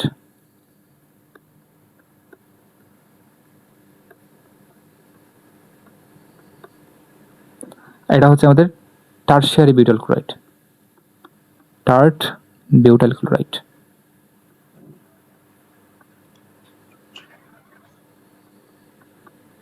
আচ্ছা, এইবার দেখা যায় যে এই যে 2 ডিগ্রি হাইড্রোজেন যে অ্যাবস্ট্রাক্ট করার যে ব্যাপারটা, হ্যাঁ, বুঝতে পারছো রাফি কি বললাম? এই যে যখন 2 ডিগ্রি কার্বনে সে অ্যাপ্রোচ করে, 2 ডিগ্রি কার্বনের সাথে যে অ্যাটাচ হাইড্রোজেনটা, মানে 2 ডিগ্রি হাইড্রোজেন, এইটা অ্যাবস্ট্রাক্ট করাটা ইজিয়ার হয়। আচ্ছা সবচেয়ে বেশি ইজিয়ার হয় 3 ডিগ্রি হাইড্রোজেন অ্যাবস্ট্রাক্ট করা, তারপরে 2 ডিগ্রি, তারপরে 1 ডিগ্রি, তারপরে মিথাইল। এটা বুঝতে পারছো? হ্যাঁ বুঝতে পারছি। তারপর হচ্ছে এইরকম জিনিসটা। সো এই অর্ডারে দেখা যায় 1 ডিগ্রি থেকে দেখা যায় যে 2 ডিগ্রি হাইড্রোজেন অ্যাবস্ট্রাক্ট করাটা মোর ইজিয়ার, এবং ইন্টার্ন 2 ডিগ্রি থেকে 3 ডিগ্রিটা হচ্ছে মোর ইজিয়ার হাইড্রোজেন অ্যাবস্ট্রাক্ট করাটা। বুঝতে পারছো? হ্যাঁ বুঝতে পারছি। তো যেহেতু 2 ডিগ্রি হাইড্রোজেন অ্যাবস্ট্রাক্ট করাটা মোর ইজিয়ার, তাই দেখা যায় যে এইটার পরিমাণটা বেশি থাকে। 2 ডিগ্রি হাইড্রোজেন অ্যাবস্ট্রাক্ট করে যে কম্পাউন্ডটা পাওয়া যাচ্ছে, এইটার পার্সেন্টেজটা বেশি থাকে। তো এটা হচ্ছে মেজর প্রোডাক্ট, বুঝতে পারছি। আর এটা হচ্ছে মাইনর। এগুলো অনেক মজার পড়া, এগুলা আরো আমি জাস্ট যদি ইন্টার হইতো এখন আমি অনেক ডিটেলসে পড়াইতাম। আমাদের লিমিট ধরে রাখতে হবে আর কি, এই জন্য আমি আর বেশি জুড়ে যাচ্ছি না। তো এখানে যে জিনিসটা হবে সেটা হচ্ছে এইগুলো তো বুঝতে পারলাম না মেজর কোনটা মাইনর কোনটা। হ্যাঁ হ্যাঁ বুঝতে পারছি। তো এখানে আমি যখন আগে যখন দেখাইছি তোমার এখানে, তখন দেখো আমি জাস্ট একটা প্রোডাক্ট লিখছি, জাস্ট এটা জেনারেল রিলেশন দেখে আমি একটা লিখছি। বাট বেসিক্যালি কিন্তু যখন তুমি অ্যালকেনের সাথে হ্যালোজেনকে দিবা তখন কিন্তু একটা প্রোডাক্ট পাওয়া যাবে না, এটা কিন্তু একটা মিক্সচার পাওয়া যাবে। মিক্সচার পাওয়া যাবে না, হুম সেই মিক্সচারের ক্ষেত্রে তোমার 2টা হতে পারে, 3টা হতে পারে, মানে যতটা পসিবল হাইড্রোজেন অ্যাবস্ট্রাক্ট করা যায় ততটা হাইড্রোজেন অ্যাবস্ট্রাক্ট করবে, এবং ততটা কম্পাউন্ড পাওয়া যাবে। এবং যেটা যেটা যেই হাইড্রোজেনটা অ্যাবস্ট্রাক্ট করা ইজিয়ার হবে, ওই হাইড্রোজেনটা থেকে ওই হাইড্রোজেনটা অ্যাবস্ট্রাক্ট করে যে কম্পাউন্ডটা পাওয়া যাবে ওইটা হবে মেজর। এই কথাটা কি বুঝতে পারছো কি বললাম? আবার বলি নাকি? বুঝতে পারছি বুঝতে পারছি। মানে যেই হাইড্রোজেনটা অ্যাবস্ট্রাক্ট করা ইজিয়ার, যেটা থেকে সহজে নিতে পারবো ওইটা বেশি হ্যাঁ, পরিমাণে। ওইটা অ্যাবস্ট্রাক্ট করে যে কম্পাউন্ডটা পাবো ওইটা হচ্ছে মেজর প্রোডাক্ট। জি বুঝতে পারছি। আচ্ছা, এইবার তোমার একটা কোয়েশন হওয়া উচিত ছিল যে ভাই 2 ডিগ্রি হাইড্রোজেন অ্যাবস্ট্রাক্ট করা কেন ইজিয়ার, 3 ডিগ্রি কেন আরো ইজিয়ার, তাই না? এটা মনে হয় ওই যে হ্যালোজেন ইফেক্ট, সরি কি বলে, আর ইফেক্ট। আর ইফেক্ট, হ্যাঁ। তো এটা তো তুমি ওই যে তুমি তো মানে এটা তুমি তো ইয়ে করতেছো, মানে প্রেডিক্ট করতেছো, বাট এক্স্যাক্টলি তো এটা না, তাই না? আচ্ছা তো এইটা মানে বলতে চাচ্ছি, কিন্তু টাইমও তো কি বুঝতে হবে। প্রথম কথা হচ্ছে আগেই বলছিলাম যে এই রিঅ্যাকশনটা হবে ফ্রি রেডিক্যাল মেকানিজমে। তো যে জিনিসটা হয় আচ্ছা আমি এই মেকানিজমটা না পড়াই, হ্যাঁ, টাইম চলে যাবে।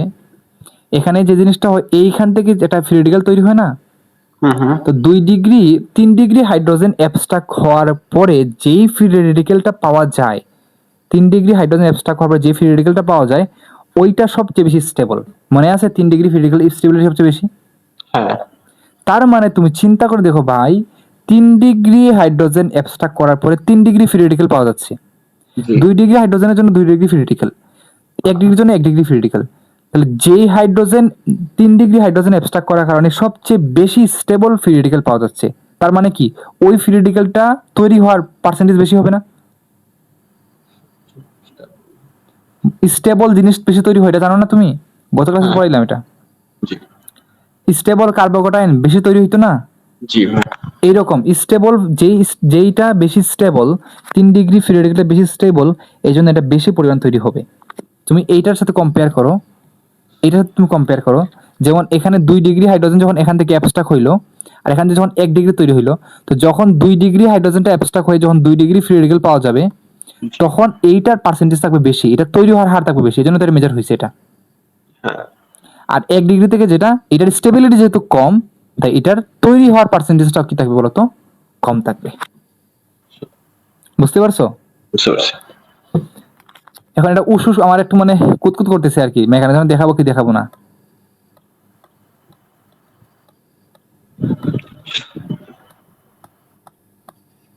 এই দাঁড়াও, মেকানিজম দেখাবো কি দেখাই নেই, একটু জাস্ট হালকা করে দেখাই। কি বলো রাফি, জাস্ট হালকা করে। হ্যাঁ, ধরো তোমার এইটা হ্যালোজেন, প্রথমে যে জিনিসটা হবে, একটু সুন্দর করে দেখাই ভাই, দেখাচ্ছি যখন দেখাই মানে কেমন লাগে, এটা ইনকমপ্লিট লাগে জিনিসটা আর কি। মানে এইটা মেকানিজমটা দেখাইলে তোমার জন্য জিনিসটা বোঝা সহজ হবে আর কি।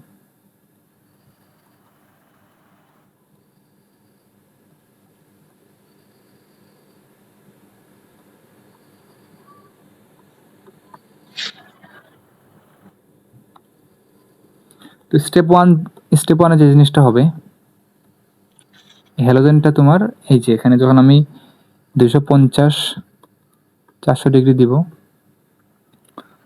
অথবা যখন আমি আল্ট্রাভায়োলেট লাইট দিব, তখন এই বন্ডটা ভেঙে যাবে, বন্ড ভেঙে গিয়ে এরকম ফ্রি রেডিকেল পাওয়া যাবে। বুঝতে পারছো রাফি? হ্যাঁ বুঝতে পারছি। এরপরে যে জিনিসটা হবে এখানে, এই যে ফ্রি রেডিকেলটা পাওয়া যাবে, এটা হচ্ছে আমার অ্যালকেনকে গিয়ে অ্যাটাক করবে। তো যখন অ্যালকেনকে অ্যাটাক করবে, তখন এই এইচ এবং এই এক্স মিলে তৈরি করবে এইচ এক্স, আর এখানে আর ফ্রি রেডিকেল পাওয়া যাবে। বুঝতে পারছো? হ্যাঁ বুঝতে পারছি। এই আর ফ্রি রেডিকেল কি করবে, আবার 3 নম্বর স্টেপে গিয়ে কি করবে, এটা হচ্ছে তোমার এখানে এই যে X2 মলিকুল থাকবে না, এই যে হ্যালোজেন মলিকুল, এটাকে অ্যাটাক করবে। এটাকে অ্যাটাক করে এখান থেকে আরএক্স তৈরি করবে, আর এখানে আরএক্স তৈরি করার পরে আরেকটা এক্স ফ্রি রেডিকেল পাওয়া যাবে। তো এখন দেখো এটা কিন্তু কপি হয়ে গেছে, না বাকিটুকু অংশ। আবার এই এক্স কি করবে, আবার এই অ্যালকেনকে অ্যাটাক করবে। এবার বুঝতে পারছো? জি বুঝতে এরপরে পারছি। কিন্তু জিনিসটা জাস্ট ঘুরে ঘুরে আসবে, চেইন রিঅ্যাকশন তো ঘুরে ঘুরে আসবে। এটা হচ্ছে চেইন রিঅ্যাকশনই, মানে এটা হচ্ছে চেইন রিঅ্যাকশন। বুঝতে পারছো? মানে এইটুকু পর্যন্ত হচ্ছে ইউনিক পার্ট, এরপরে জাস্ট কপি হবে খালি। তো এখন যে জিনিসটা দেখা যায়, এটাকে বলা হয় চেইন ইনিশিয়েটিং স্টেপ, কারণ চেইন রিঅ্যাকশনটা শুরু হয় এখান থেকে, এই জন্য এটাকে বলা হয় চেইন ইনিশিয়েটিং স্টেপ। আর এটাকে বলা হয় chain প্রপাগেটিং step.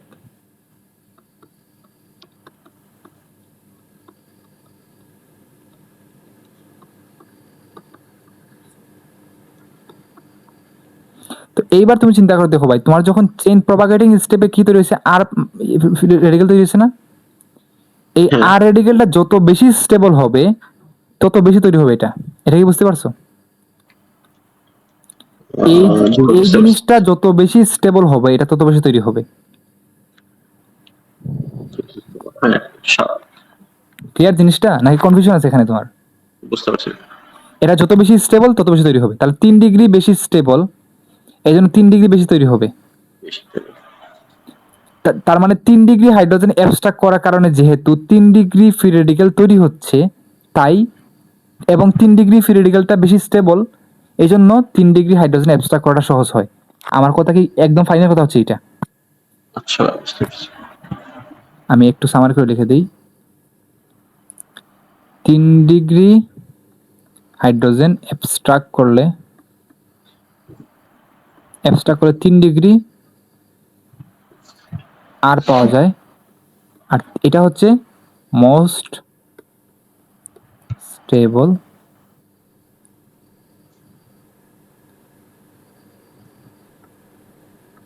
So 3 degree hydrogen abstract করা সবচেয়ে সহজ। আশা করি আর তোমার কোনো কনফিউশন নাই এখানে, তাই না? না ভাই। 3 ডিগ্রি হাইড্রোজেন অ্যাবস্ট্রাক্ট করলে 3 ডিগ্রি কি তৈরি হয়, ফ্রি রেডিকেল তৈরি হয়। আর 3 ডিগ্রি ফ্রি রেডিকেল সবচেয়ে বেশি স্টেবল, এটা সবচেয়ে বেশি স্টেবল দেখে এটা সবচেয়ে সহজ হয়, তাই না? জি আশা করি আর কোনো কনফিউশন নাই, আর আমারও এখন খুঁতখুত করবে না মনের মধ্যে আর। আল্লাহ রাহমত। যাই হোক, তো আমরা অনেক ভিতরে চলে গেছিলাম। অ্যালকেনের হ্যালোজিনেশনে। ফাইন। এখানে চলো আমরা আরেকটা এক্সাম্পল দেখি, এখানে এটার এই রিঅ্যাকশনের একটা এক্সাম্পল দেখি, চলো।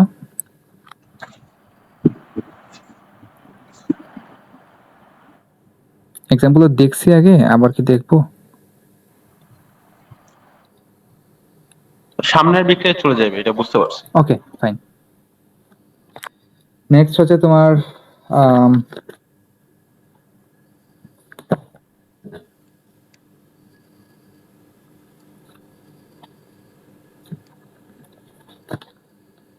ক্র্যাকিং রিঅ্যাকশন বা পাইরোলাইসিস রিঅ্যাকশন।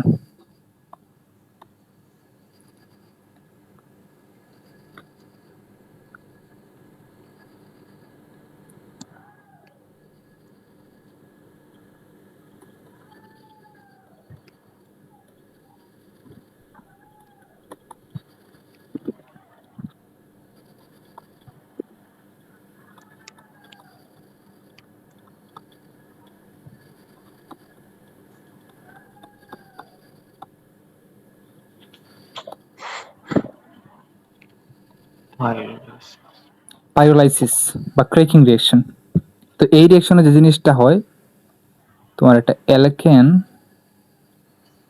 মানে ক্র্যাক মানে ভাঙা না, তো এখানে ক্র্যাকিং হয় বা ভেঙে তোমার হচ্ছে এখানে হাইড্রোজেন পাওয়া যায়, এখানে স্মলার অ্যালকেনস পাওয়া যায়,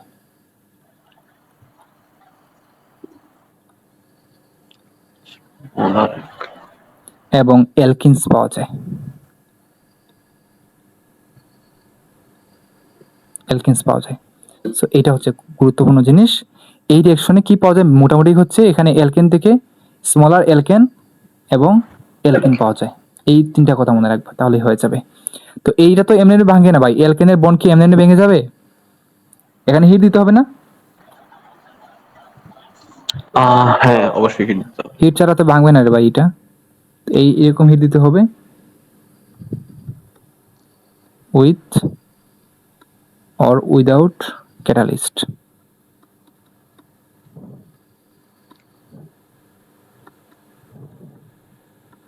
ওকে, সো এইরকম হচ্ছে তোমার পাওয়া যায়। তো এটা যেহেতু তাপ দ্বারা এই ক্র্যাকিংটা ঘটে, এই জন্য এটাকে বলা হয় অনেক সময় থার্মাল ক্র্যাকিং বলা হয় অনেক সময়।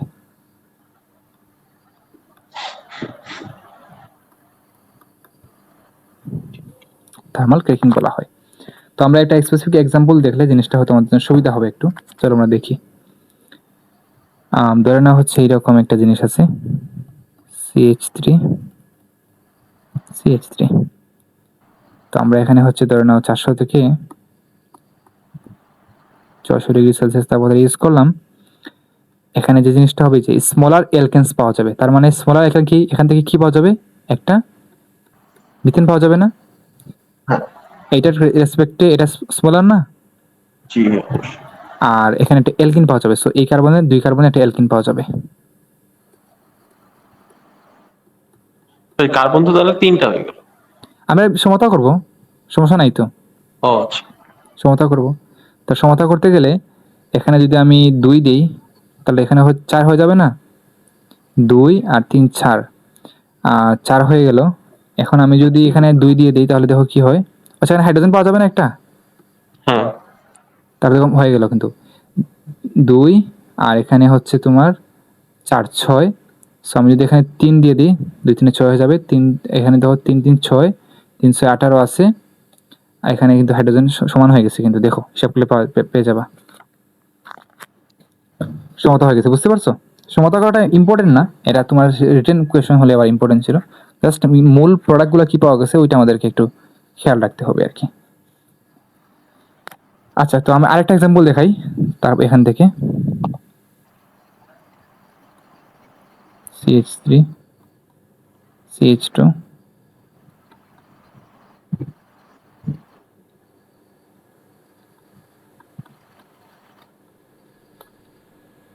তো এখানে একটা স্মলার অ্যালকেন পাওয়া যাবে, মানে মিথেন পাওয়া যাবে এখানে একটা, এবং অ্যালকিন পাওয়া যাবে। তাহলে এখানে 2 কার্বনে একবার অ্যালকিন পাওয়া যাবে, 3 কার্বনে অ্যালকিন পাওয়া যাবে।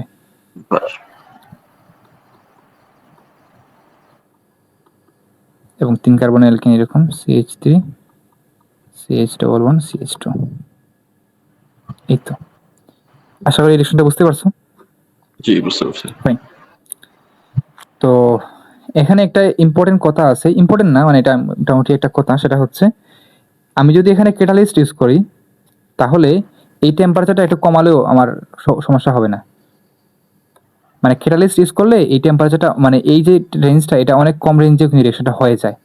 যেমন 400 থেকে 400 নিছি না, তখন দেখা যায় 500 রিয়েকশনে 500 টেম্পারেচারে হয়ে যায়, 400 থেকে 500 এই টেম্পারেচার রিয়েকশনটা হয়ে যায় আর কি। বুঝতে পারছো? আচ্ছা বুঝতে পারছি। তো ক্যাটালিস্ট যদি আমি ইউজ করি,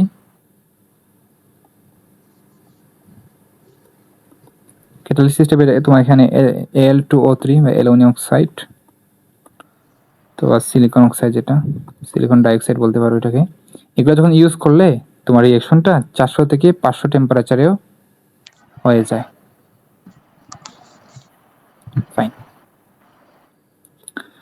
এই তো এখানে আমাদের গেল হচ্ছে এখানে অ্যালকেনের তাপীয় বিয়োজন বা অ্যালকেনের থার্মাল ক্র্যাকিং। আর হচ্ছে আমাদের আছে কম্বাসন বা অ্যালকেনের দহন, যেগুলা এটা এত ইম্পর্টেন্ট কিছু কোনো রিয়েকশন না কম্বাসনটা, এটা স্কিপ করলাম আমি।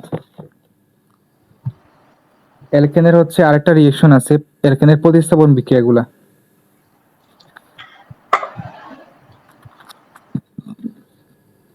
যেমন অ্যালকেনের নাইট্রেশন।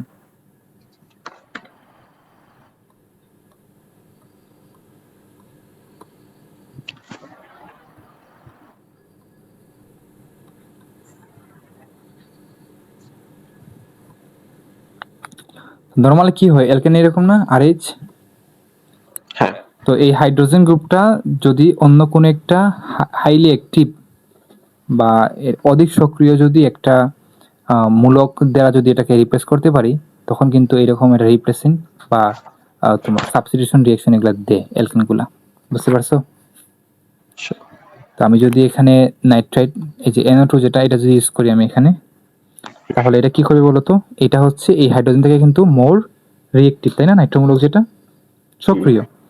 তো যদি এটা ইউজ করি তাহলে এই নাইট্রোমূলকটা কি করবে, এই হাইড্রোজেনটাকে অ্যাবস্ট্রাক্ট করে বা হাইড্রোজেনটাকে রিপ্লেস করে এখানে যুক্ত হয়ে যাবে এবং একটা নাইট্রো কম্পাউন্ড পাওয়া যাবে এখানে আর কি। বুঝতে তো পারছি। অ্যালকেনগুলো কিন্তু অনেক সময় এইরকম মানে প্রতিস্থাপন রিঅ্যাকশনও দেয়। সো আমি এখানে যদি একটা নাইট্রেটিং রেজেন্ট ইউজ করি, যেমন নাইট্রিক অ্যাসিড যদি ইউজ করি এখানে আমি HNO3, আচ্ছা HNO3 কে আমি যদি একটু রিঅ্যারেঞ্জ করে লিখি তাহলে আমাদের জন্য সুবিধা হবে রিঅ্যাকশনটা বুঝতে। সেক্ষেত্রে আমি এইরকম লিখি HONO2, তাহলে ভালো হয়। তখন কি হবে, এখানে যে জিনিসটা হয় এই H এবং OH মিলে পানি তৈরি করবে,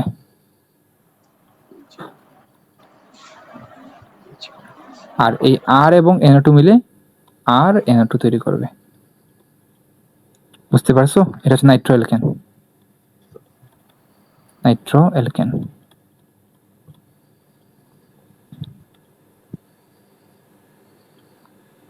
ক্লিয়ার জিনিসটা? জি বুঝতে পারছি। এখানে আর এক্সাম্পল দেখানোর প্রয়োজন নাই, টাইম নষ্ট হবে শুধু শুধু। এই তো, আর মনে হয় না অ্যালকেনের কোনো গুরুত্বপূর্ণ বিক্রিয়া আছে, আমার কাছে মনে হয় না। যা আছে ওইগুলা গুরুত্বপূর্ণ না। একটা আছে হচ্ছে তোমার অ্যারোমেটিকরণ বিক্রিয়া, এগুলো এডমিশনে সাধারণত আসে না, আমি কখন আসতে দেখি না ইউনিভার্সিটি এডমিশনে। বুঝতে পারছো রাফি? জি বুঝতে পারছি।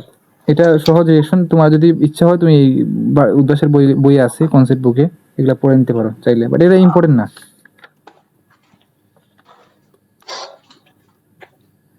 তাহলে অ্যালকেনে কি আমাদের কিছু মিস গেল রাফি? আমার মনে হয় কিছু মিস গেছে আর। না মনে হয় নাই। অ্যালকেনের কি কিছু মুখস্থ জিনিস, মানে অ্যালকেনের টাইপে কিছু মুখস্থ কোয়েশ্চেন আসে, যেমন ওই যে তোমার জ্বালানি তেলে নকিং হ্রাস করার উপায় কি, এগুলো ভাই তুমি একটু কোয়েশ্চেন নাকি যেগুলো আছে মুখস্থ করে নিও কোয়েশ্চেনগুলো, বুঝছো? এগুলো কনসেপ্টুয়াল কোনো কিছু না। হ্যাঁ, না বুঝো না জিনিসটা কি বললাম? জি ভাই বুঝতে পারছি। এগুলো মুখস্থ টাইপের জিনিস, এগুলো একটু পড়ে নিও। আর আমরা তো কনসেপ্টুয়াল জিনিসগুলো কভার করব। যেমন এখানে এই যে থাকে না, কোন যৌগটি অক্টেটের মান উন্নয়নে ব্যবহার করা হয়, এইটা কোয়েশ্চেন দেখলাম আছে। তো এটা তোমাকে আমি কি পড়াবো? এটা তো একটাই কোয়েশ্চেন আসছে কোয়েশ্চেন, তাই না? এটা এই টাইপের কিন্তু কোয়েশ্চেন আসে না সাধারণত। তো ওইগুলা যেটা আছে জাহাঙ্গীরনগর ইউনিভার্সিটিতে ওইরকম কোয়েশ্চেনগুলো যেগুলো আসে সিঙ্গেল কোয়েশ্চেন, এগুলো মুখস্থ করে নিও। হ্যাঁ, আচ্ছা সাধারণত আসে না, মানে একটা এরকম কোয়েশ্চেন রিপিট হয় না, তাও সেফ থাকার জন্য আর কি। তো এখানে আরেকটা রিঅ্যাকশন আমার দেখানো উচিত বলে মনে হচ্ছে, সেটা হচ্ছে রোজেনমন্ড রিডাকশন। এটা আরো আগে দেখানো উচিত ছিল আমার। এটা হচ্ছে তোমার অ্যালকেনের প্রস্তুতিতে দেখানো উচিত ছিল।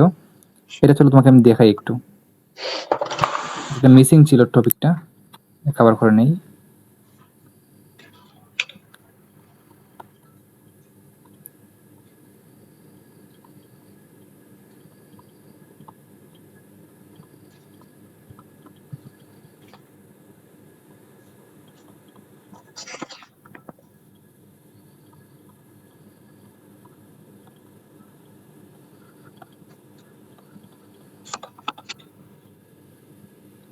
সেটা হচ্ছে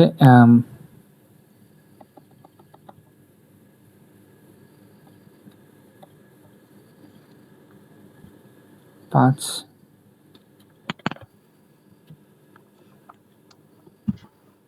এখানে বিক্রিয়া লেখা হচ্ছে না।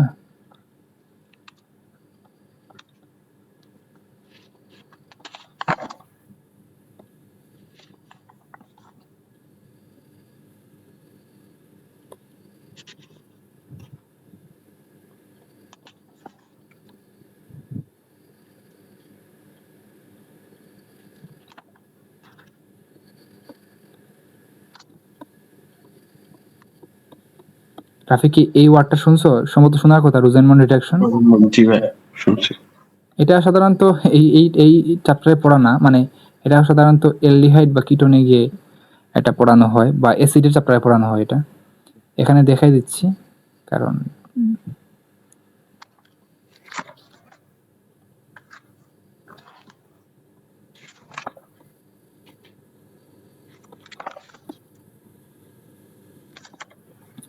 তো এই রিঅ্যাকশনে যে জিনিসটা হয়, এখানে রিঅ্যাকশন হাইড্রোজেন যুক্ত হবে। তো এখানে একটা অ্যাসিড ক্লোরাইড নেওয়া হয়, অ্যাসিড ক্লোরাইড।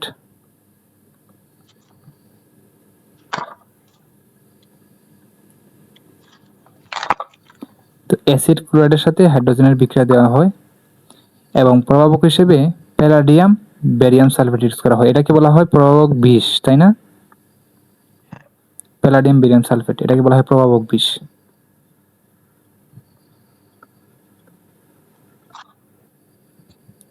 প্রভাবক বিষ বলার কারণ হচ্ছে এইটা, মানে তোমার এই যখন রিডাকশনটা হবে, রিডাকশন হওয়ার পরে অ্যালডিহাইড পাওয়া যাবে, ওই অ্যালডিহাইডের রিডাকশনটাকে কমায় দেয়, রিডাকশনটাকে থামিয়ে দেয় ফার্দার অ্যালকোহলে রিডিউস হওয়া থেকে। বুঝতে পারছো?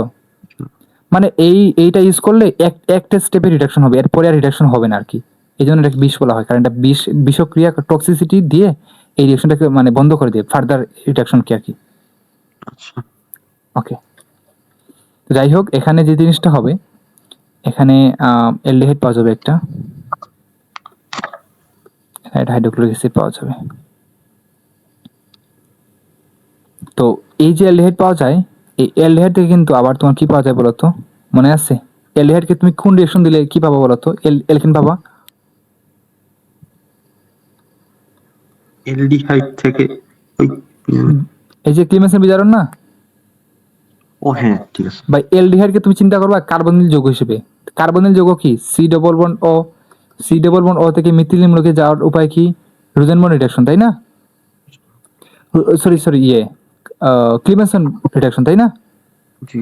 ক্লিমেনসন রিডাকশনে ক্লিমেনসন বিজারক হিসেবে কি ইউজ করা হয়? জিঙ্ক অ্যামালগাম এবং hydrochloric acid.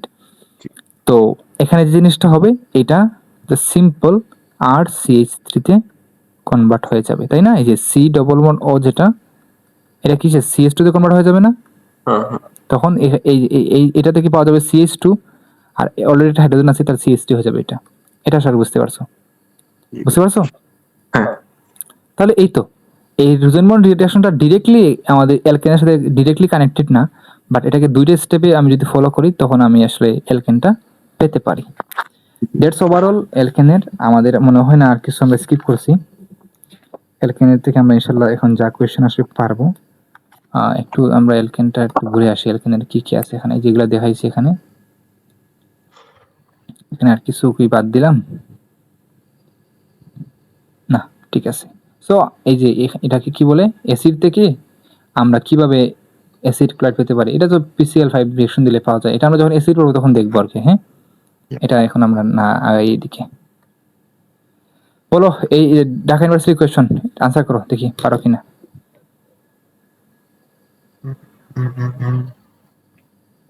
Alcon. Alkane, fine. দেখছো ঢাবিতে কি কোয়েশ্চন আসে? রাফি, জি হচ্ছে কেমিস্ট্রি ভাই তুমি যদি ভালোভাবে পারো এইরকম অনেক কোয়েশ্চন। আচ্ছা বলো তো এটা আনসার করতে তোমার কি 5 সেকেন্ড লাগবে না? খালি খালি জাস্ট দাগানোর টাইমটা লাগবে না? এই বৃত্ত করার টাইম ছাড়া কোনো টাইমই লাগবে না তোমার। তো এই জন্য কেমিস্ট্রি তুমি যদি ভালো পারো বা কেমিস্ট্রি তুমি যদি একটা ভালো দখল অর্জন করতে পারো ডিউরিং দ্য অ্যাডমিশন সিজন, তুমি কিন্তু অ্যাডমিশনের টেস্টে একটা আনফেয়ার অ্যাডভান্টেজ পাবা। মানে তোমার জিএসটিতে কটা কোয়েশ্চন থাকবে, মানে সাস্টে বা জিএসটিতে কটা কোয়েশ্চন থাকবে বলো তো? 20টা থাকে না? হ্যাঁ এক এক জায়গায় একটা 25টা বা 20টা থাকে, ডিউতে 20টা থাকে সম্ভবত। তো এক এক জায়গায় 20টা বা 25টা যাই হোক, এখানে তোমার কেমিস্ট্রির 70% কোয়েশ্চন থাকবে থিওরিটিক্যাল, কোনো ম্যাথ ট্যাথ নাই, এই টাইপের কোয়েশ্চন থাকবে থিওরিটিক্যাল কোয়েশ্চন 70%। বা ম্যাথ থাকলে ওগুলা খুবই বেসিক লেভেলের ম্যাথ থাকবে। তো তুমি যদি ওইগুলা পারো ভাই, তোমার যেইটুকু টাইম কেমিস্ট্রির জন্য বরাদ্দ থাকে ওইখান থেকে তুমি 60% বা 40% টাইম তুমি সেভ করতে পারবে না বলো তো? হ্যাঁ এই যে এইখান থেকে তুমি একটা আমরা হিসাব করে দিয়েছিলাম ডিউ পরীক্ষার আগে বা ডিউর যখন প্রিপারেশন নেই তখন, যে 37% সময় পাওয়া যায় একটা পার কোয়েশ্চেনের জন্য এমসিকিউতে, বুঝতে পারছো? তুমি যদি এখানে 5 সেকেন্ড ইউজ করো তোমার 30 সেকেন্ড বেঁচে যাচ্ছে, ওই 30 সেকেন্ড তুমি ইউজ করতে পারো ম্যাথে, ঠিক কিনা বলো? জি তো এই জন্য অর্গানিক কেমিস্ট্রিটা খুব গুরুত্বপূর্ণ, কারণ অর্গানিক কেমিস্ট্রি একমাত্র চ্যাপ্টার যেখান থেকে সব কোয়েশ্চন থিওরিটিক্যাল আসবে এবং সব কোয়েশ্চন গুলা তোমার কিন্তু পারার মতো কোয়েশ্চন আসবে, মানে সবগুলো থিওরিটিক্যাল কোয়েশ্চন আসবে আর এখান থেকে সবচেয়ে বেশি কোয়েশ্চন আসে, বুঝতে পারছো? এই জন্য অর্গানিকে যে ভালো করবে সে কিন্তু অ্যাডমিশন এটা গেম চেঞ্জ করে দিতে পারে চাইলে, ইনশাল্লাহ। এইটা বলো, দেখো রাজশাহীতে আসছে আমাদের সেশনে, অবশ্যই আমি পরীক্ষা দিই তখন। বলো, কার্বনিক মূলক। দেখে যেন মনে হয় চিনি হারে, বলো তো কোনটা এটা? কার্বনিক মানে কি? এটা কার্বনিক মূলক থেকে যে অ্যালকেন ওইটা? হ্যাঁ, তুমি দেখো প্রশ্ন পড়ে বুঝো, যা বুঝো তাই বলো। মূলক পরিণত। কোন বিক্রিয়া দ্বারা কার্বনিক মূলক পরিণত হয়? আচ্ছা এখানে কোয়েশ্চনটা সরি আছে, ইনকমপ্লিট আছে সম্ভবত, তাই না রাফি, কি বলো? কার্বনিক মূলক যদি অ্যালকেন তাহলে তো হ্যাঁ হ্যাঁ সরি এই কোয়েশ্চনটা টাইপ করতে ভুল করছে, সরি। কোন বিক্রিয়া দ্বারা কার্বনের মূলক অ্যালকেনে পরিণত হয়, এটা হয়তো কোয়েশ্চন ছিল সম্ভবত। ডিমেনশন মেজারটা। পারা যাবে কি যাবে না বলো তো? জি ভাই। আচ্ছা এবার তোমাকে একটা জিনিস এখানে বলি, এটা টিপস দিই। তুমি যখন এই কোয়েশ্চনটা সলভ করবে না ভাই, তখন তো তুমি তো পারবা, এটা পারছো না? এটা পারছো, জি বাট ওই পর্যন্ত তোমার কাজ না। তুমি যখন এডমিশন টেস্টে পরীক্ষা হলে যখন বসে তুমি কোয়েশ্চন সলভ করতেছো তখন তোমার কাজ হবে কোয়েশ্চন দেখে জাস্ট আনসার করা। বাট তুমি যখন বাসায় প্র্যাকটিস করতেছো তখন তোমার কাজ হবে কোন বিক্রিয়া দ্বারা এইটা হয়, এটা তুমি যখন বুঝলা ক্লিভেনসন বিচারণ, তখন তোমার কাজ হবে খাতার মধ্যে এই রিয়েকশনটা একবার লেখা, আচ্ছা ভাই। জেনারেল রিয়েকশন হোক অথবা স্পেসিফিক এক্সাম্পল দিয়ে রিয়েকশনটা তোমার লিখতে হয়, লিখতেই হবে। এইখানে রিয়েজেন্টটা কি হয়, জিঙ্ক অ্যামালগাম ইউজ হয় এবং হাইড্রোক্লোরিক অ্যাসিড ইউজ হয়, লিখতে হবে। পারো যদি সম্ভব হয় উর্জ বিক্রিয়া লিখবা, এখানে উর্জ বিক্রিয়াতে কি হয়, তারপরে এই যে ডিকার্বক্সিলেশন কি হয় এটা লিখবা। মানে একটা কোয়েশ্চন সলভ করতে গিয়ে তোমার 3টা রিয়েকশন লেখা হয়ে যাবে না?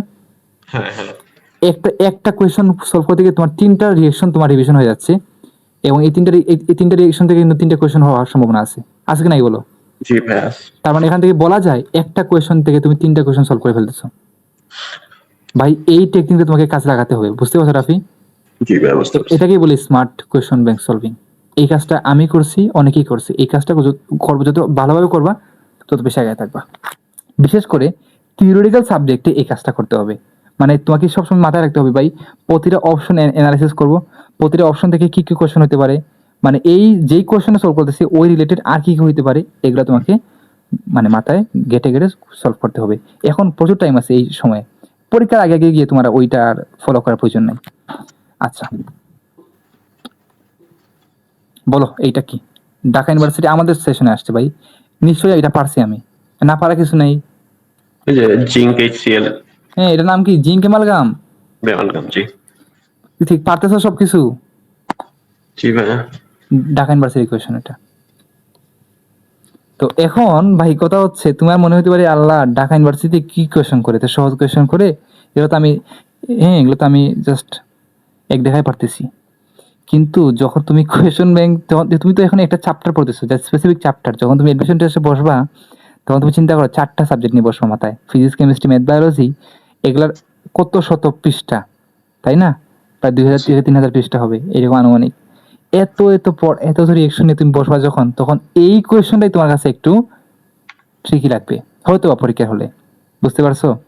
জি ভাইয়া বুঝতে এই জন্য অনেকেই দেখবা বলে যে পরীক্ষার হলে যদি তুমি নার্ভাস না হও, এটলিস্ট শেষ পর্যন্ত তোমার যদি নার্ভ ধরে রাখতে পারো, তাহলে তোমার চান্স হয়ে যাবে এডমিশনটি। এই কারণ কথাগুলো কিন্তু এমনি না কেউ বলে না, দেখবা সিনিয়র অনেক ভাইরা বলে যে তুমি যদি এডমিশন টেস্টে হলে তো নার্ভটা কন্ট্রোল করে একদম first second to last second থাকতে পারো, তোমার চান্স হওয়ার সম্ভাবনা কিন্তু অনেক বেশি। জি। মানে এই কোয়েশ্চেন এইটা গুলো, ভাইয়া বাসায় যখন ওই যে ফিজিক্স সেন্টার পরীক্ষা দিই তখন এরকম হয়, বিশেষ করে ফিজিক্স কেমিস্ট্রিতে দেখা যাচ্ছে কি মানে ভালো মার্ক তোলা যায়, কিন্তু ম্যাথের মধ্যে একটু নার্ভাস হয়ে গেলে বাকি সব ম্যাথ ভুল হইতে থাকে এখানে। হ্যাঁ এই জন্য নার্ভাস কোনোভাবে হওয়া যাবে না ভাই। তুমি নার্ভাস হয়ে গেলে এইটাও পারবা না, তো পারবা বলো তো? পারবা না। তুমি যে এটা যে কার্বনিল যৌগ, তোমার এটাই মাথায় আসে না তোমার, তাই না? জি। নার্ভাস হলে তোমার যেই তোমার পোটেনশিয়াল ছিল ওই পোটেনশিয়াল নষ্ট হবে, তোমার নার্ভাস হওয়া যাবে না। প্রচুর কোয়েশন সলভ করতে হবে, তাহলে দেখবা পারবা এগুলা। সো আমি যা ক্লাসে পড়াইতেছি ভাই ওগুলোর মধ্যেই আসবে ইনশাল্লাহ, বুঝতে পারছো? এর বাইরে আশা করি কিছু আসবে না। আর যদি কিছু চলে আসে, হ্যাঁ ওইটা আর কি আনএক্সপেক্টেড থাকবে আর কি। হ্যাঁ জি ভাইয়া বুঝতে পারছি। ওই যে নকিং টকিং যেগুলো আসে, এগুলো তো ভাই ক্লাসে পড়ার মতো কিছু না এগুলা তোমার। আর নকিং এর চ্যাপ্টার যেটা, এটা কিন্তু আগের বইয়ের, বুঝছো? এটা রিসেন্ট বইয়ের সম্ভবত নাই, আমি পাই নাই। যাই হোক, এটা বলো, এটা তো না পারা কিছু নাই।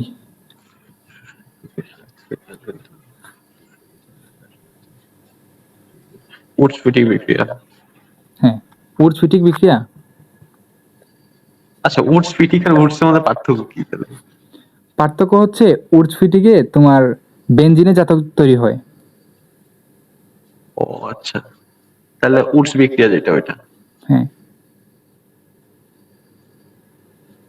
বুঝতে পারছো? জি ভাইয়া। তুমি যদি আমার কথা বোঝার চেষ্টা করো, তুমি তো এই যে অ্যালকাইল হ্যালাইড নাও না, এরকম রেক্স, হ্যাঁ এখন এই আরেক জায়গায় তুমি যদি একটা বেনজিনের জাতক নাও, মানে যদি এয়ার নাও, মানে অ্যারোমেটিক রিং যদি নাও এখানে, তখন ওইটা হবে উৎস্ফীটিক বিক্রিয়া। আচ্ছা যদি তোমাকে দেখাই, দাঁড়াও। এই যে ধরো এটা হচ্ছে উৎস্ফীটিক বিক্রিয়া।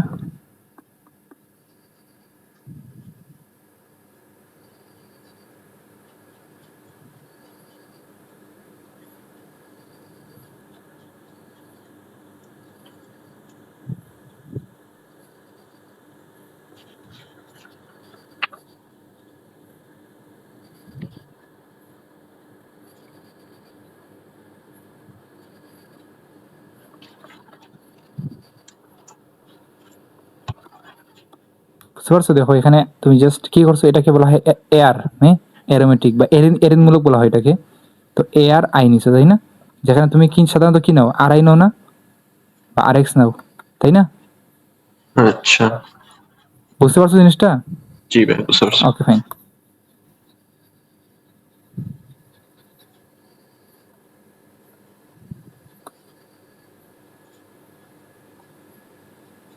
আর মেবি কিছু নাই।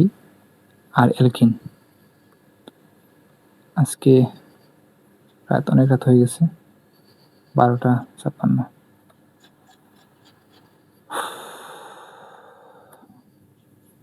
আজকে কি শুরু করবো রাফি এলকিন? ছোট থাকলে শুরু করা যায়। এলকিন ছোট না ভাই, এলকিন হচ্ছে সবচেয়ে বড়। মানে এলকিন, অ্যালডিহাইড, অ্যালকোহল, অ্যাসিড, এগুলোর মধ্যে সবচেয়ে বেশি পড়া হচ্ছে এলকিনে আমার ধারণা মতে।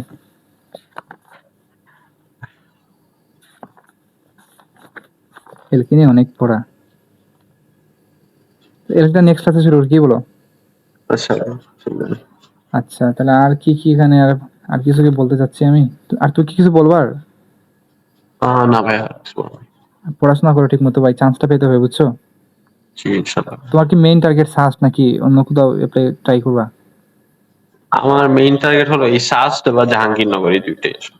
বুঝছি। জাহাঙ্গীর তুমি ভাই সাস্টে যদি তুমি চান্স পাও, জাহাঙ্গীরনগর তো এমনি হয়ে যাবে। মানে তুমি সাস্টের জন্য তোমার মাইন্ডসেট তৈরি করো আগে, বুঝছো? জি ভাই। তুমি যদি সাস্টের জন্য ক্যাপাবল হয়ে যাও সামহাও, মানে ধরো তুমি সাস্টের জন্য ক্যাপাবল হয়ে গেছো এই এডমিশন সিজনে পড়তে পড়তে, তুমি জাহাঙ্গীরনগর এমনিই হয়ে যাবে। ওর জাহাঙ্গীরনগরের জন্য আলাদা করে প্রিপারেশন বা আলাদা করে ওইরকম কিছু না। জাহাঙ্গীরনগর নর্মাল একটা ইউনিভার্সিটির মতো, বুঝছো? জি ভাই। এটা আর কি। তো এটা ঠিক যে কোয়েশনের প্যাটার্নে একটা নির্দিষ্ট ওদের একটা ইয়ে থাকে, একটা টেন্ডেন্সি থাকে কোয়েশন করার। ওইটা তুমি পরীক্ষার আগে কয়েকদিন ওদের কোয়েশন ব্যাংক দেখলে বুঝবা। বাট কনসেপচুয়াল আন্ডারস্ট্যান্ডিং যেটা আর কি, মানে পড়াশোনার লেভেল যেটা, নলেজ যেটা, হ্যাঁ, ওটা সাস্টেড লেভেলের নলেজ তুমি অর্জন করলে তোমার এমনি এই ভার্সিটিগুলো কভার হয়ে যাবে। বুঝতে পারছো? তো তুমি সাস্টের কোয়েশন ব্যাংক সলভ করতেছো ডেডিকেটেডলি? সরি ভাই, সাস্টের কোয়েশন ব্যাংক সলভ করতেছো? আমি জাস্ট মাস্টার কোশ্চেন ব্যাংক ধরতেছি এখন। সাস্টের কোয়েশন ব্যাংকটা আমার মনে হয় করা উচিত তোমার। আচ্ছা মাস্টার ভাই, কোয়েশন, আমার তো সাস্টের মডেল টেস্টটা আছে, বাট ওইখানে হলো ইয়ার ওয়াইজ গুলা, তো সব চ্যাপ্টারে একসাথে। বুঝছি। যে জিনিসটা করতে পারো আর কি, বা একটু কষ্ট করতেই হবে, সেটা হচ্ছে আচ্ছা তোমাকে আমি একটা পিডিএফ দিচ্ছি, দাঁড়াও। হ্যাঁ, আমার কাছে একটা পিডিএফ আছে সাস্টের কোয়েশন ব্যাংকের, এসএস এর পিডিএফ এটা। তো ওইখান থেকে যেহেতু এটা মানে ইয়ার ওয়াইজ, তো তুমি যে যা কাজটা করবা, ধরো তুমি অর্গানিক কেমিস্ট্রির শেষ করে ফেলছো চ্যাপ্টারটা, ফুল চ্যাপ্টার শেষ করে ফেলছো না সাপোজ ধরো, তখন তুমি এই একদম সবগুলা ইয়ার থেকে শুরু করবা, যে কোনো একটা ইয়ার থেকে শুরু করে ওই ইয়ারে অর্গানিক কেমিস্ট্রি যে কোয়েশ্চেনগুলো আসছে এগুলো তুমি বাছাই বাছাই করে সলভ করবা। এটা কিন্তু খুব বেশি টাইম লাগবে না, পিডিএফ আছে, জাস্ট পিডিএফ স্ক্রল করে করে কোয়েশ্চেনগুলো সলভ করবা। বুঝতে পারছো? আচ্ছা ভাই। করতে হবে এটা, এটা না করে তোমার উপায় নাই। সাস্টেটা করতে হবে। তুমি আগে থেকে সাস্টে তুমি পরীক্ষা দিবা, সাস্টের কোয়েশ্চেনের সাথে তুমি অ্যাডজাস্ট হবে না, এটা হয় নাকি? সাস্টের কোয়েশ্চেনের সাথে তোমার সবচেয়ে বেশি অ্যাটাচমেন্ট থাকা উচিত এখন। আচ্ছা ভাই। এটা করতেই হবে, মাস্ট বি। আর পসিবল হলে ইঞ্জিনিয়ারিং কোয়েশ্চেন কেমসি গুলো করবা। আচ্ছা। এটা করতে হবে, বুঝতে পারছো? এটা করলে তুমি অনেক বেশি লেভারেজ পাবা সাস্টের পরীক্ষায়। বুঝতে পারছো রাফি? জি ভাই, বুঝতে পারছি। ওটা করবা। আর ওইটা করতে গিয়ে যদি কোন আটকে যাও আমাকে জানাবা। আর ওইগুলাতে যদি এক্সট্রা কোনো রিয়াকশন থাকে ওগুলা নিজের দায়িত্বে শিখে নিও, হ্যাঁ? আচ্ছা ভাই। Okay fine. এটা করতে হবে। এটা করলে ইনশাল্লাহ তুমি, তিনটা ম্যাটেরিয়ালস বললাম, SUST question bank, engineering MCQ, আর ভার্সিটি কোয়েশ্চন ব্যাংক যেটা মাস্টার কোয়েশ্চন ব্যাংক, এই তিনটা তোমার তোমার টেক্সট বুক। তোমার কোয়েশ্চন ব্যাংকের জন্য এই তিনটা হচ্ছে টেক্সট বুক তোমার। বুঝতে পারছো? এই তিনটা কোয়েশ্চন তুমি যদি ভাজা ভাজা করে ফেলতে পারো ইনশাল্লাহ, তোমার একটা এক জায়গায় চান্স হয়ে যাচ্ছে, না শুধু চান্স হচ্ছে না, এটা ভালো মেরিটের চান্স হয়ে যাচ্ছে, এটা বলা যায়। তুমি যদি এই তিনটা কোয়েশ্চন ব্যাংক 3 থেকে 4 বার কোয়েশ্চন সলভ করে একদম মুখস্থ লেভেলে নিয়ে যেতে পারো, তাহলে চান্স হয়ে একটা একটা তোমার টপ পজিশন হয়ে যাচ্ছে, এটা বলা যায় আর কি ইনশাল্লাহ। বুঝছো রাফি? এটা আমি তোমাকে ইয়ে করতেছি না, মানে মিথ্যা আশ্বাস দিচ্ছি না আর কি, এটা রিয়েলিটি ভাই। বুঝতে পারছি ভাই। ওকে ভাই, ভালো থেকো, হ্যাঁ, আল্লাহ হাফিজ। আচ্ছা। আসসালামু আলাইকুম। ওয়ালাইকুম আসসালাম।